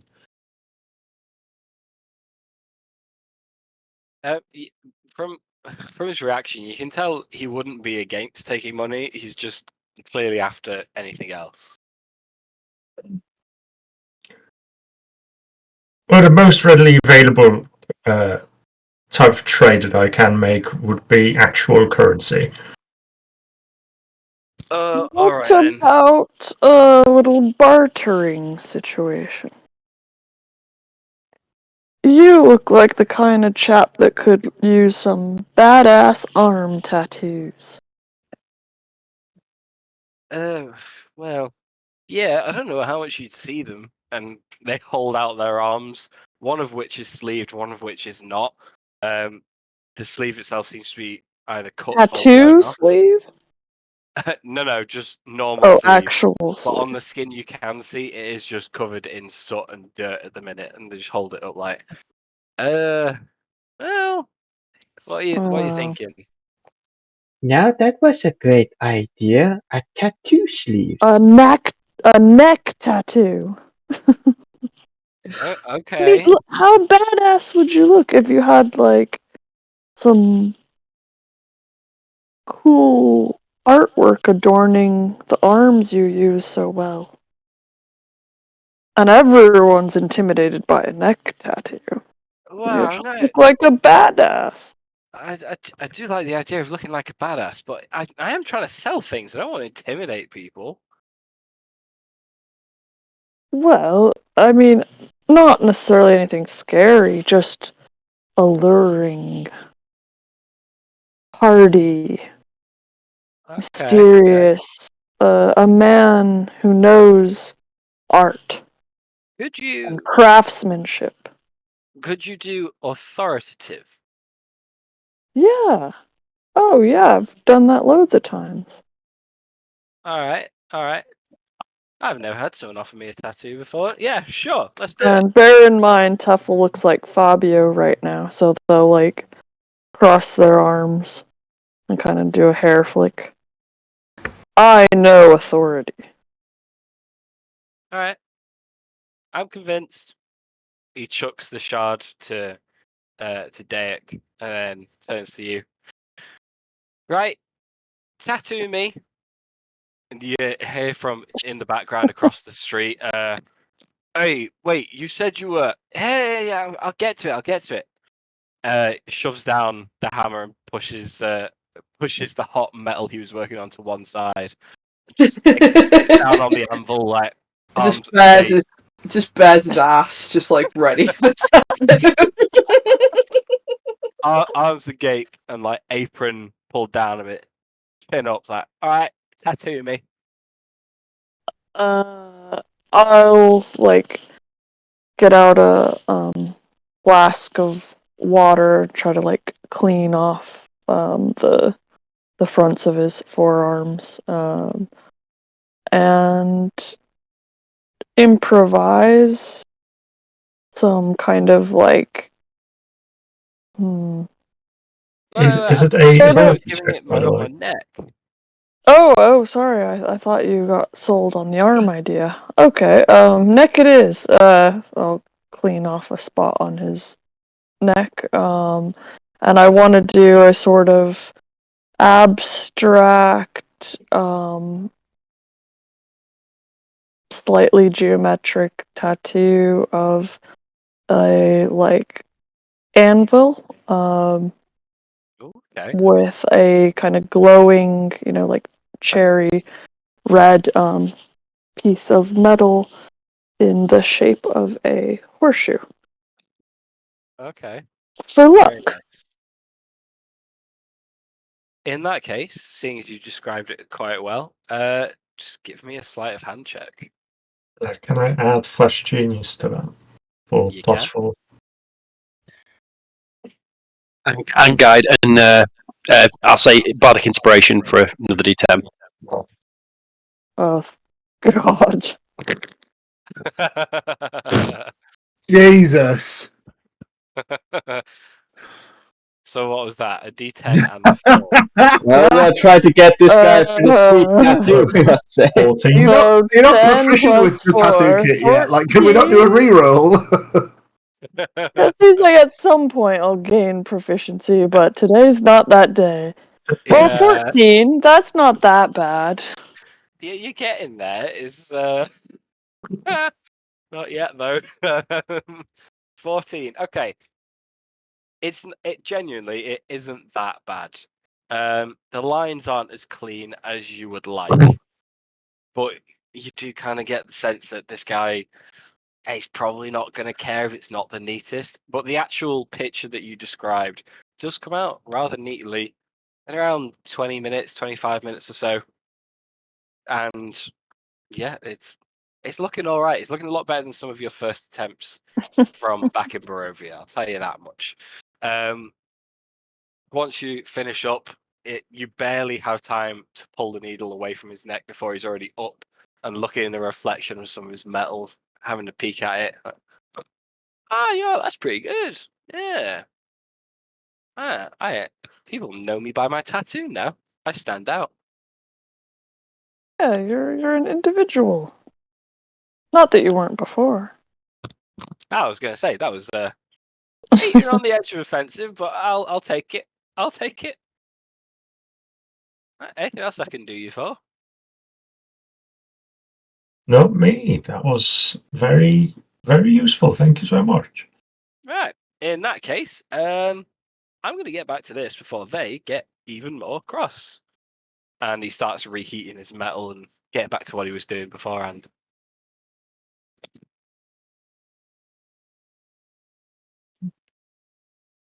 Well, Taffel, it seems I owe you a gemstone for your assistance.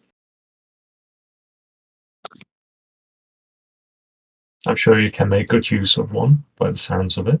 Oh no, don't mention it. What friends do. But Teffel looks greedily at the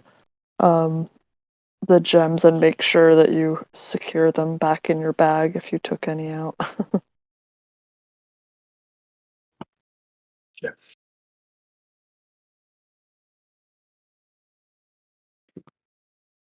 Okay. Are you proceeding to anywhere else, doing anything else? What's the plan from here? I Lavender's think stick obviously with looking around. sorry. Oh, go on. I was going to say go back on the original plan of looking for the markets. Yeah, and she's keeping her eye out for a scroll stall or dispel magic's scroll in particular. Okay, cool. In that case, with Ribbit leading you once more, you continue your way round the wheel. You go in and out of a few residential districts before, after almost another hour of travel, Ribbit does point out that the magical looking markets are up ahead.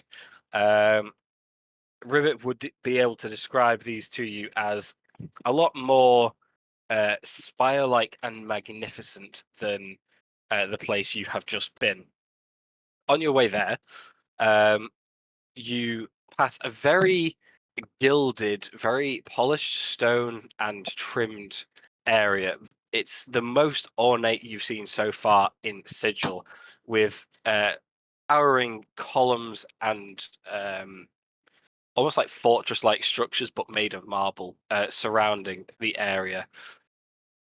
You see a signpost for the Sigil Hall of Records, and as you pass, you see streams of business people, lawyers, what look to be housing agents, estate agents, going in and out of this giant pillar of stone. Outside the front of it, as you pass, there seem to be two enormous frost giants dressed in very regal attire, standing guard to this very ornate and fancy structure. Carrying on, I'm assuming you're carrying on. Yes. Lavender will definitely make a note of where that is. Okay. Just to confirm, sorry, has it been 2 hours? When you arrive, you will have hit 2 hours. Okay, in that case, I rolled badly on my telepathy, so I will re-up that for however many hours this is. 7 hours. Woo! Just same people. Okay. As you move away from that area, you finally make it to Little Arcadia. Though this place is far from little, the towering spires remind Ribbit and Hunter of a city from Eberron that they visited. But here, there is all sorts of magical creatures and artifacts lining an immense walkway surrounded by these jutting spires. You see hags and centaurs, tieflings, kenkus, and wizardry, even some automatons walking around. As lining the streets, all sorts of magic is being haggled over, performed, demonstrated, and sold. Those of you looking for something specific, Lavender, with your scroll of, did you say dispel magic? Yeah. Can you give me an investigation check, please? Come on. Nice. That is Fuck yeah. I will say these pictures do get bigger if you click on them picture directly. They appear quite small, but they're not. So I just showed you. Very cool. 24. Okay. Um,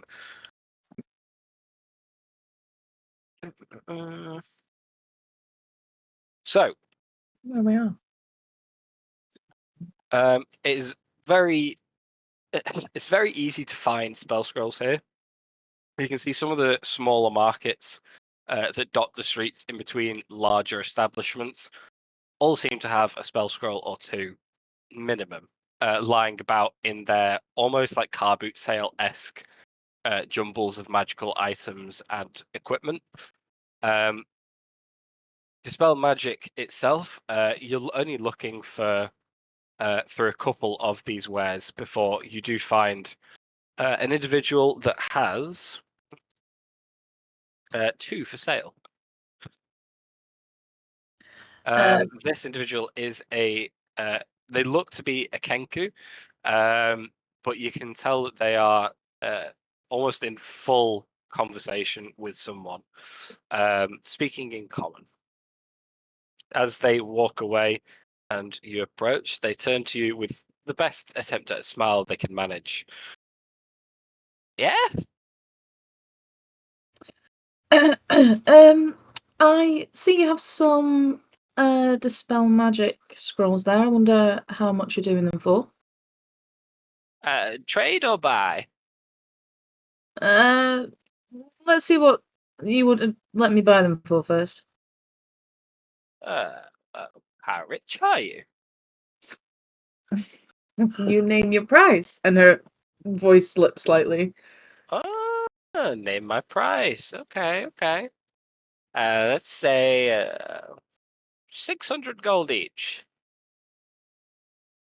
All right, and what about for the two of them together? Surely you would have a deal. Sure, I'll give them to you for say 1,200 for the two. Not 10? Oh, they're 600 each, aren't they?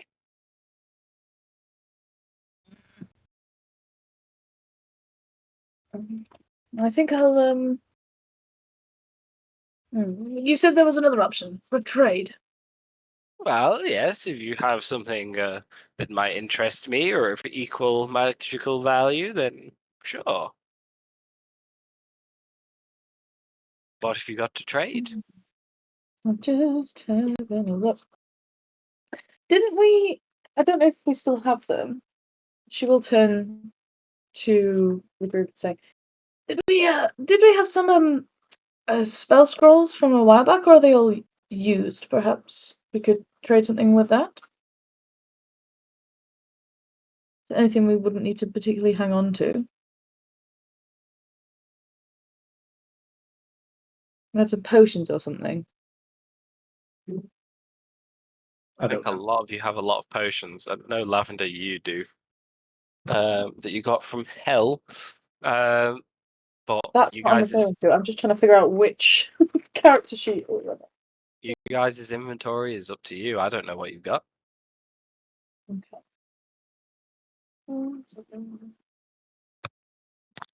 Lavender is rummaging through her satchel, trying to find them. If anybody else. Hunter says that he's got a lightning javelin that he could part with. No. I have.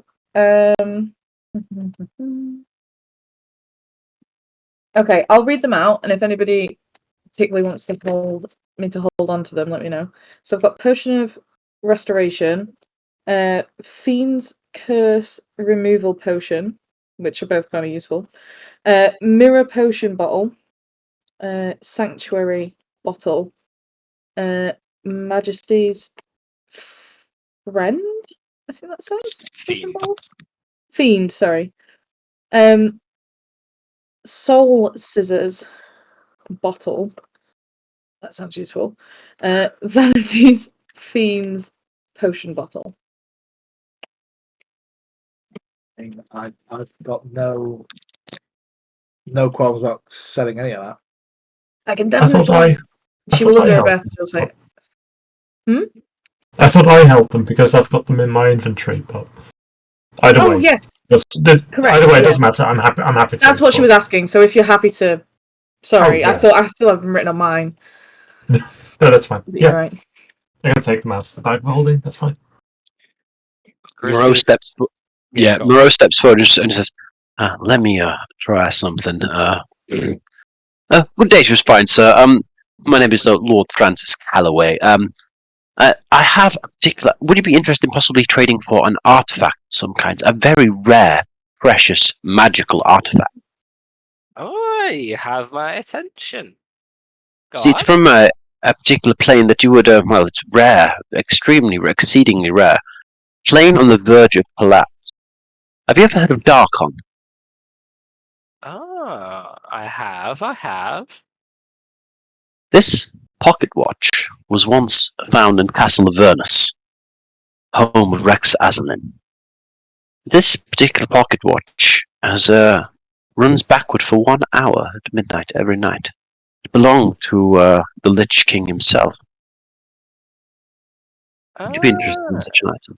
And why does it run backwards every night? Well, some say it contains the soul of Rex Azalin, a possible phylactery of his of all the souls that he used to drive his immortality. Go ahead, and I won't say which, but give me a persuasion or a deception check. 19? Oh, actually, 1 second. I'm going to add knowledge from past life to that. For dirty 20. And I would love to add a flash of genius to that, +5, please. Okay, well, you certainly know how to grab my attention. I guess I could part with these scrolls for such an interesting item. I guess. Oh, how about I have one other item that may sway this for you. Oh? It's a small item, a trinket. And he pulls a spool of black thread out. This is a spool of black thread that never runs out. Oh. Ah, trinket. A trinket, however, also from the plane of Darkon. The right buyer, the right collector would be truly interested in this. Given a plane that is may no longer be in existence for very much longer. Well, how could you prove it's from Darkon exactly? Oh, items such as this would bear certain spells, like legend lore would prove it. Of course, there are certain craftsmanship markings, and he's going to gesture to a random point, but looking like he knows what he's talking about. Okay. Give me another deception check. That is a 26. Okay. The Kenku seems to debate on this for a second, for raising an eyebrow and going, okay. I do not have the ability for legend lore myself, but you're willing to offer, so I doubt you're trying to pull one over on me.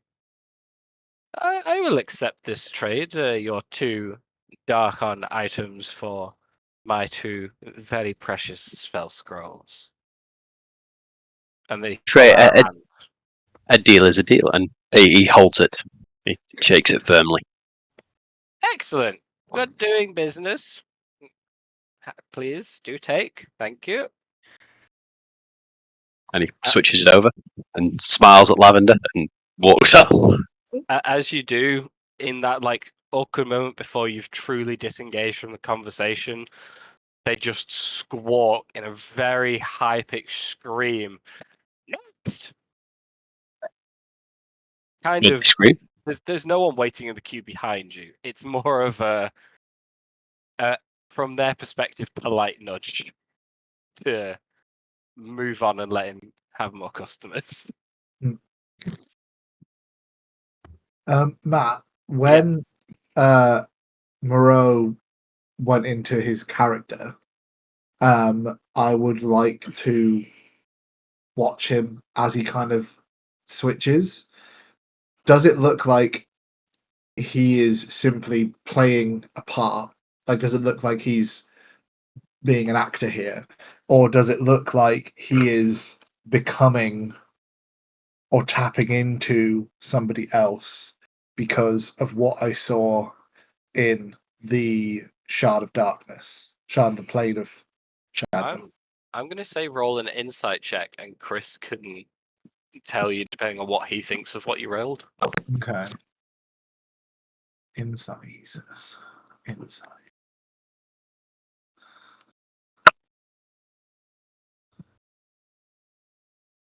That is a 16. Okay. I'm trying to think how to rate this with a 16, because Moreau's passive kind of charisma scores are so high. I'd say it would be. He does it with an ease that is uncanny, but it would be. If you're looking specifically which is the real one. What I'm looking specifically for is, does it look like you're just playing a part, or does it look like you do something magical to summon a different Moreau, like a different version of yourself? With a 16, no. I'd say you'd notice nothing magical is going on. It's just switching an accent. And slight mannerisms.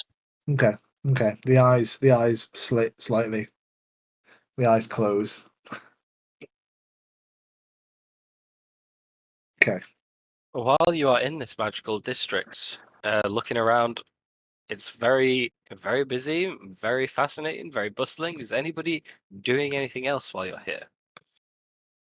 Can I be on the lookout actually as well while we're walking through from the start of where we left the alleyway?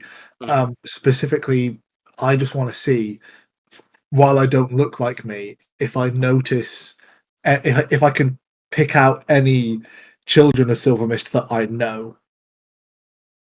So far, you have not seen any children of Silvermist. From the walk from... Yep, from the whole walk here. Cool. All right.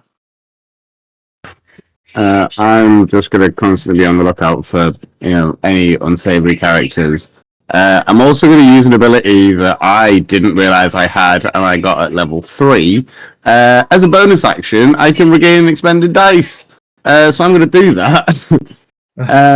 So that's great. Glad I learned that 10 levels too late. But never mind. And yeah, that's me. Just to let everybody know, this is a theme with the Void Boys, especially Josh.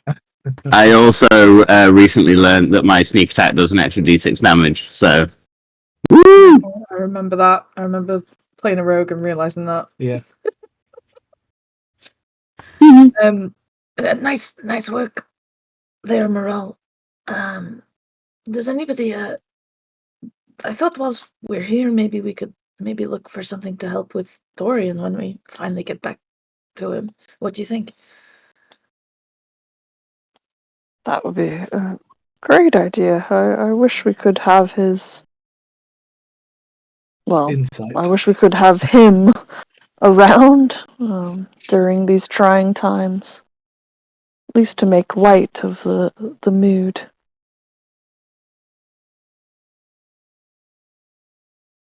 I mean, maybe we could ask around here. Maybe if we kind of split up for a bit and cover more ground together. Maybe each that one of us take- tinkerer.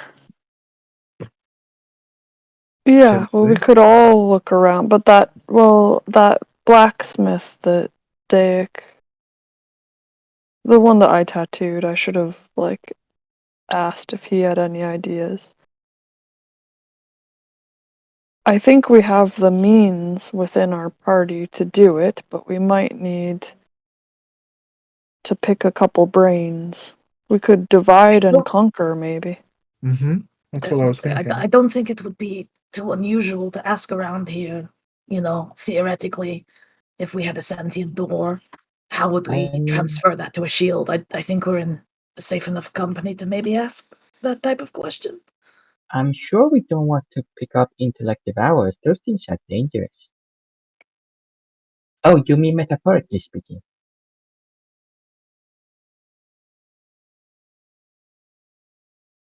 Yes.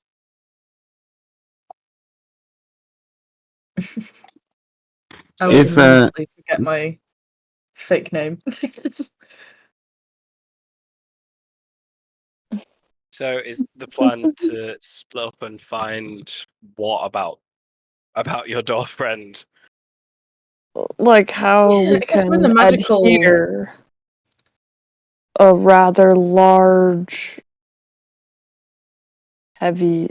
Is he made of metal? I can't remember now. He is made Or of wood. sandstone. Mm. Oh, Oh stone. no, Okay, no, so sorry, not sandstone. He is made of granite. It's very like beigey. okay. So we just want to kind of ask any kind of tinkerers, builders, those types of folks how to adhere a heavy piece of stone to this large shield. Okay. Some kind of, I don't know if there's like an adhesive or a way to like wedge it in, almost like a gem in a like ring fitting. And Okay. Teffel gets, if Teffel could get goosebumps, they get goosebumps saying gem. Okay. In that case, those of you who are splitting off to do this, can I have an investigation from each of you? Mm-hmm. Can I Oh, also this- be looking for if there is any, just happens to be any magical ink for me to just look at? Yeah. Cool. Why do you Investigation, want to Matt. just look at it? Investigation, yes. 29. Nice. As people are splitting off, I will kind of go, "Oh, Morel, I'll assist you if you don't mind. I can't imagine that you're particularly feeling 100% yourself again, and I'd hate Oh, to of have you wandering course. around on your own." Oh, thank you very much. Much appreciated. Ribbit will. I mean, I'm sure we won't walk that far, but Ribbit will basically constantly maneuver himself to make sure that he's within a mile of everyone to facilitate communication where necessary. So if you ever need to speak to the other group, you can do. Okay, cool. Cool. Right, let me just have a look at these little investigation checks. Which one was which for the 24 and the 9? And the 9 was the most recent one. The 24 was the one that she did previously. Okay. Cool. Date 25, 14. Okay, cool. As you're all searching around, I'll say both Daik and Meridia, you do find not so much a blacksmith's, but someone who's clearly, like Daik and Tia do, altering magical items. Moreau is 29. I'm getting to Moreau. I've not forgot. Don't you worry. I'm saving Moreau for last because that's the kind of DM I am. Moreau is not finding the same thing as you. Okay, there. You have a spoiler. So what was I saying? Oh yeah. So you guys find someone who is tinkering with magical items. Upon chatting with them, explaining the situation, they posit that so long as you are not breaking the part of the item that contains the magic itself, the magic should stay intact. To remove Dorian from the door, so long as Dorian themselves is the magic and it's not the whole door, it should be a relatively easy task with the chisel. Beyond that, they would recommend either melting him into a shield or with an easier but harder to acquire route, something like Sovereign Glue maybe could do the trick. However, they will admit it's something that they've never been asked before, so they're not quite sure how to best advise you. They do also suggest you bring the door and the shield to them, and they'll give it their best shot. What is happening in this chat? So, with Teffel, you're searching around this marketplace, and you get towards the end of the current street you're on, almost at a crossroads, four ways. And on the corner, there is a nice little umbrellaed store that has a few magical odds and ends, but something that catches your eye intently. You see what looks to be 3 very ornate tattoo pens filled with sparkling, swirling ink in their centers. Oh. Behind the counter, you see what looks to be an elf or a half elf, though by stature and maturity, if they were a human, you'd probably think they were about 10. The stall itself is very dark and dreary and foreboding almost.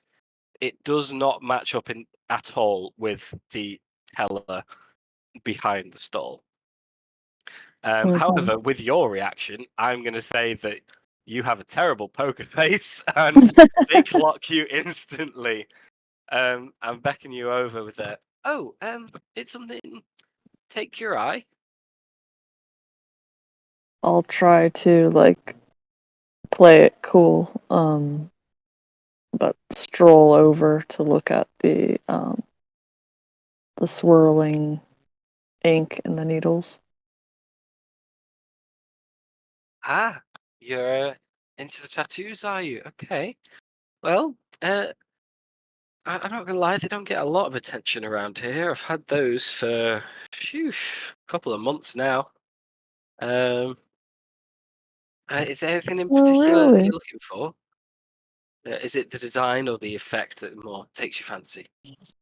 Well, I'm an artist, just a hobbyist, really. And so just always looking to expand my repertoire.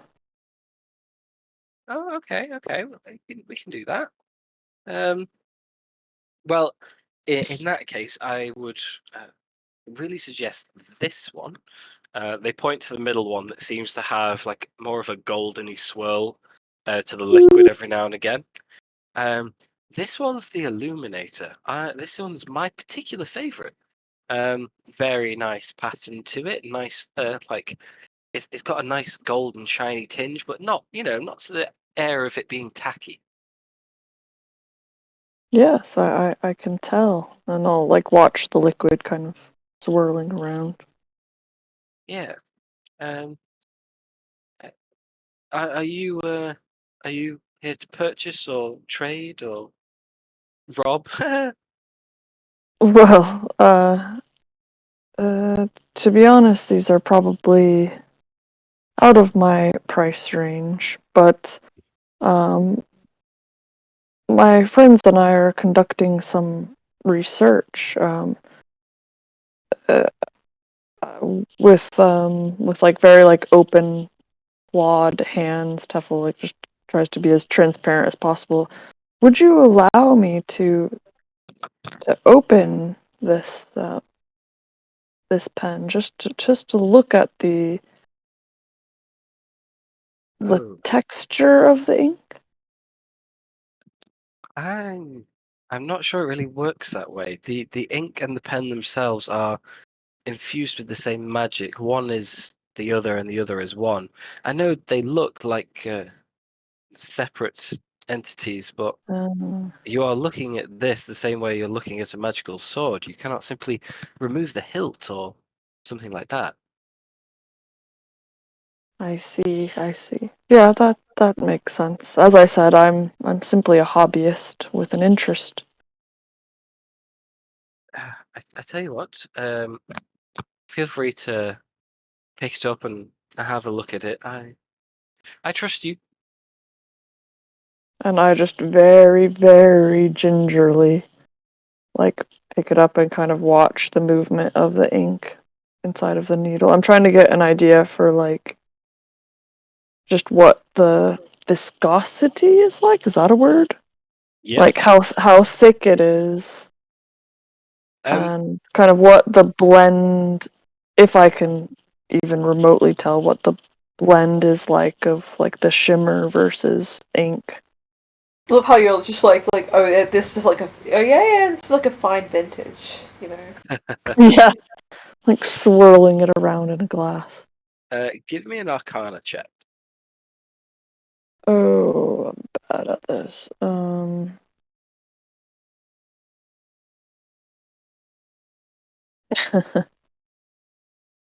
Fuck. It is definitely a liquid. You can see that the viscosity itself, you're not sure whether this is just your perception or is actually the case. The viscosity does seem to change from moment to moment as these golden swirls appear and disappear, Mhm. going from quite fluid to quite thick when there's like one of these golden shimmers. Other than that, you can't really get a good grasp of what you're looking at, unfortunately. All right. Well, as I said, they're probably out of my price range, but just out of curiosity, what would you charge for these? Well, as I say, from an artist point of view, that one is the best out of the three. Perhaps not from the more arcane inclined. Um, uh, that one is relatively cheap. I could probably do it for 150 gold. Oh, quite modest. As I say, it's not the most amazing of magical tattoos, but it is quite pretty. What is the color of this one? That one it tends to be come out as black, but it will have like the golden shimmer to it. You can't really control where the shimmer appears, but it always seems to appear in the best place for whatever design you choose to make with it. It's quite remarkable, really. And how much for the gold one? This one, that's what I'm telling you. This is the Illuminator. Oh, Yeah. sorry. I thought you said the black one was 150. No, the liquid is black with gold swirls. Okay. And the others? Well, this one is the Absorbing. That one is quite strong. The pattern is a bit more, shall we say, clunky, if you can call a pattern clunky. It's quite a deep purple with a few splashes of light blue here and there. A decent enchantment. I could give that one away for, say, 5,000 gold.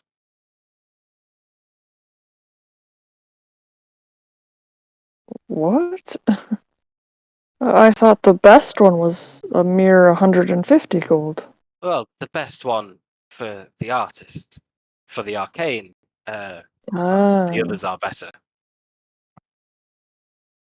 I see. I'm curious as to what effect these have if they are applied. So the Absorbing, this particular variety, will give you a modest resistance and absorption effect for any cold damage and freezing attacks. Okay. Uh, And the this gold one? yes, the Illuminator. Essentially, when you perform the tattoo in the correct way, it gives the owner of the tattoo the ability to conceal written messages for you and another person, so you can talk in secret, pass secret notes and stuff. It's almost childish, but Interesting. as I say, it's the artist's choice. Well, I have 140 gold pieces on me. Would you part with it for that? That's all I've got. Give me a persuasion check. Oh, please, God.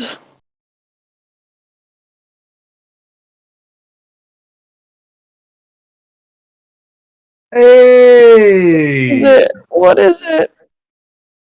Okay. This is literally all the gold that I have.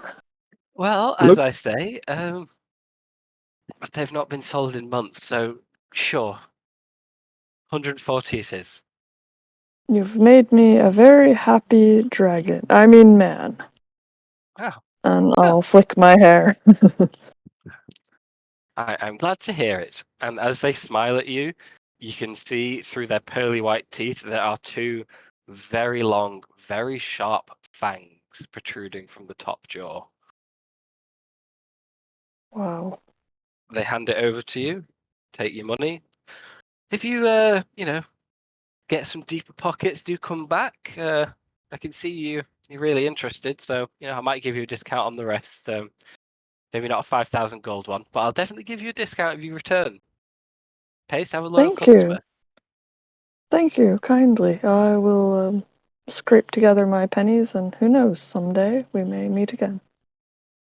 Maybe we will.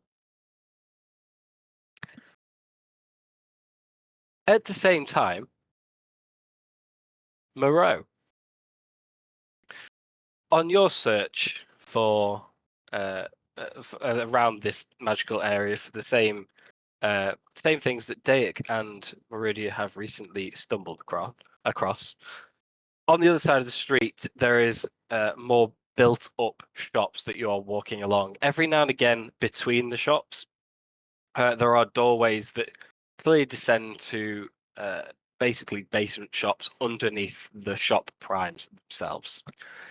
As you're walking along, you can tick off, okay, no, that one's more clothing. That's not really what you're after. That one just sounds like there's a party going on down the stairs. That's not right. As you get to the third door, the door itself, instead of leading to stairs, it is open. But where there should be stairs, there is just a wall of mist and fog. And as you catch eyes with it, you just hear echoing from it a long, drawn-out howl.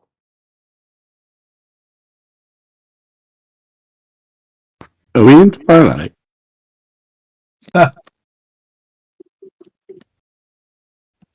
Moreau, you are muted, but what do you do? Oh, sorry. I was just saying. I think because Meridia's with me, isn't she? I think She said- Meridia was with Meridia is with you, yeah. Okay, Yes. sure. I Meridia, you also see this and hear the howl. think we should possibly change direction. I don't believe this is the right way we're going.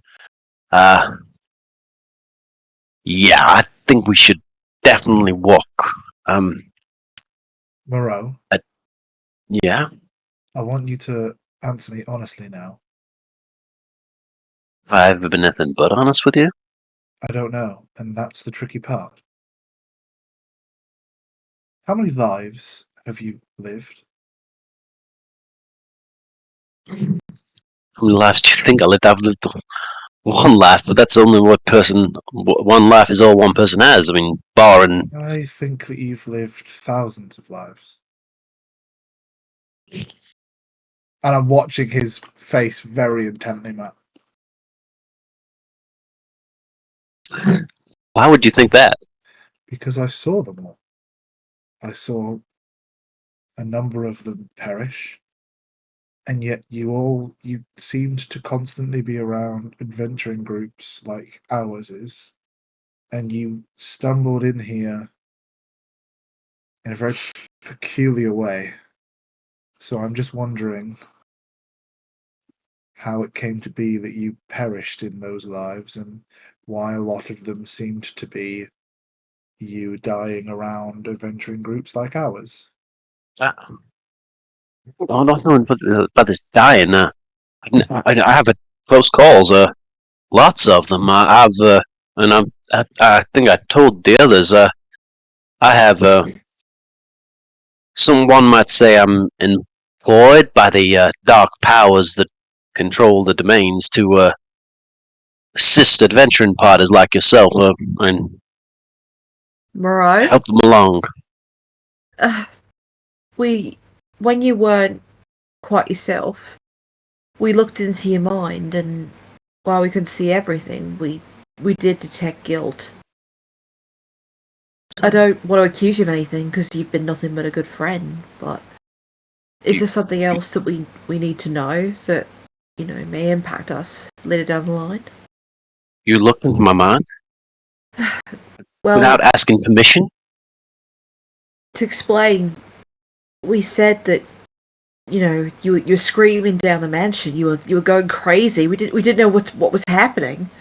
We were frightened for you. It wasn't because we were nosy. It was because we were concerned.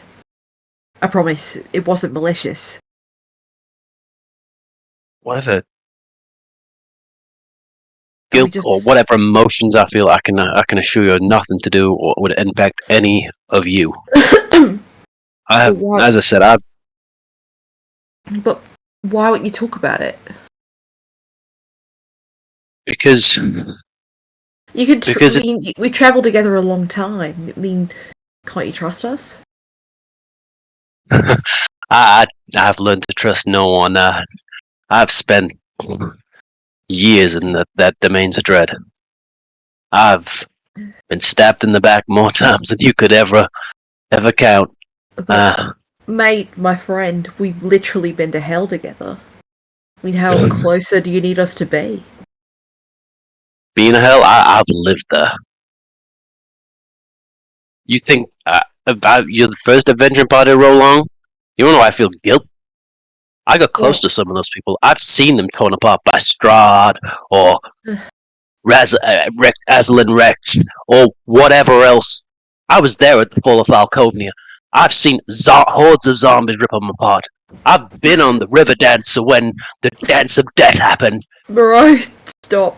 I've seen it too. It's why I came here. Why are you here if you don't want to make a difference? Of course I want to make a difference. That's why I'm helping you all. Why will you let us in? I'm sorry, I don't want to pry anymore or upset you. I just want to understand, that's all. I promised, I'm not gonna try and push. I just want to be honest about what we saw and how we felt. You want to know the guilt I feel? And he pulls a little. I think the best term is I think the cameo picture, things like a locket from his side of his coat pocket. And he opens it up. Yeah. And opens it up, and there's a picture of a young woman, probably about 10 years younger than Moreau. He goes, her name's Electra. This is my sister. She died, and I could do nothing about it. Haunts me every day. What happened? Please. An accident. There was an accident. She got sick. She died. I'm sorry. I really am sorry. I didn't mean to bring up a painful memory. I just wanted to understand. That's all. All I have known pain for a very long time. And if I get close to people, they usually end up dying. That's why I stay apart. That's why I don't give. That's why I go by Moreau. It's easier than first names. I don't want to dismiss what you felt because I can't imagine it for myself. But you should know that a lot of us know pain. I lost my entire life in shelter. I was there, and the hordes of Reznor Sea tore apart my entire university, all my friends. Everything was gone. The entire land was burned down. So, no, it's just, I just want you to understand that you're not alone here. Yeah, I know it's hard to trust people, but understand that we're here for a reason. We were drawn to each other for the same purpose. You're not alone with your pain. Thank you. I appreciate your thoughts, and I'm sorry for your losses. I spent some time in Childer a couple of years back. I saw what that place looked like afterwards. Yeah, I do sympathize, and I'm sorry if I spoke out of turn. No, you didn't at all. It's hard to talk about these things. I just, we felt that emotion. I just wanted to understand. That's all. I know you're a good man. You're here because you care. It wasn't that I didn't trust you. I don't know. I don't know. I just need to hear that. That's all. And thank you for sharing. No, thank you for sharing too. As I say, we'll crack back on if no one has any further questions. Thank you. I do, but I feel like they're probably better served at a later time.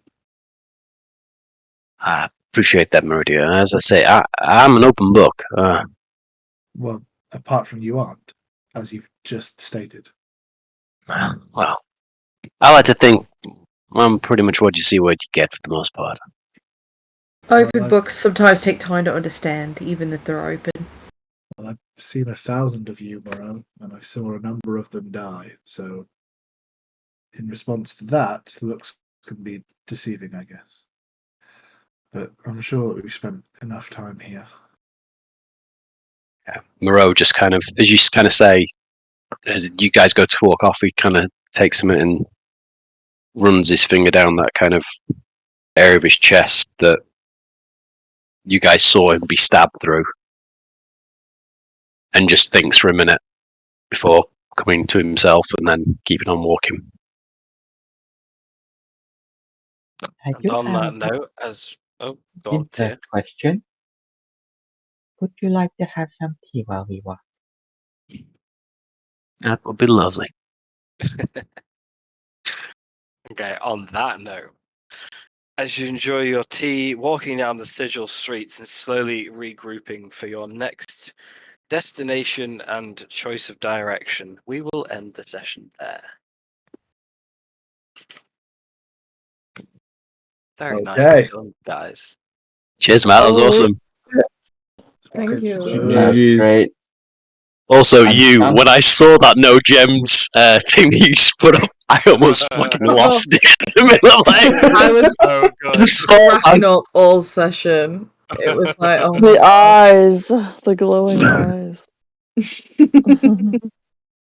I'm So almost funny. convinced by end of campaign we'll have plenty of memes with different characters. Yeah. Oh, See you without Have to have a memes. meme review. right. Incredible. Nicely done, Thanks, guys. Matt. I cannot wait for next week. Thank you again. This See thing, you guys. later. See you Have a all good in a bit. Have a good one. Bye. Bye.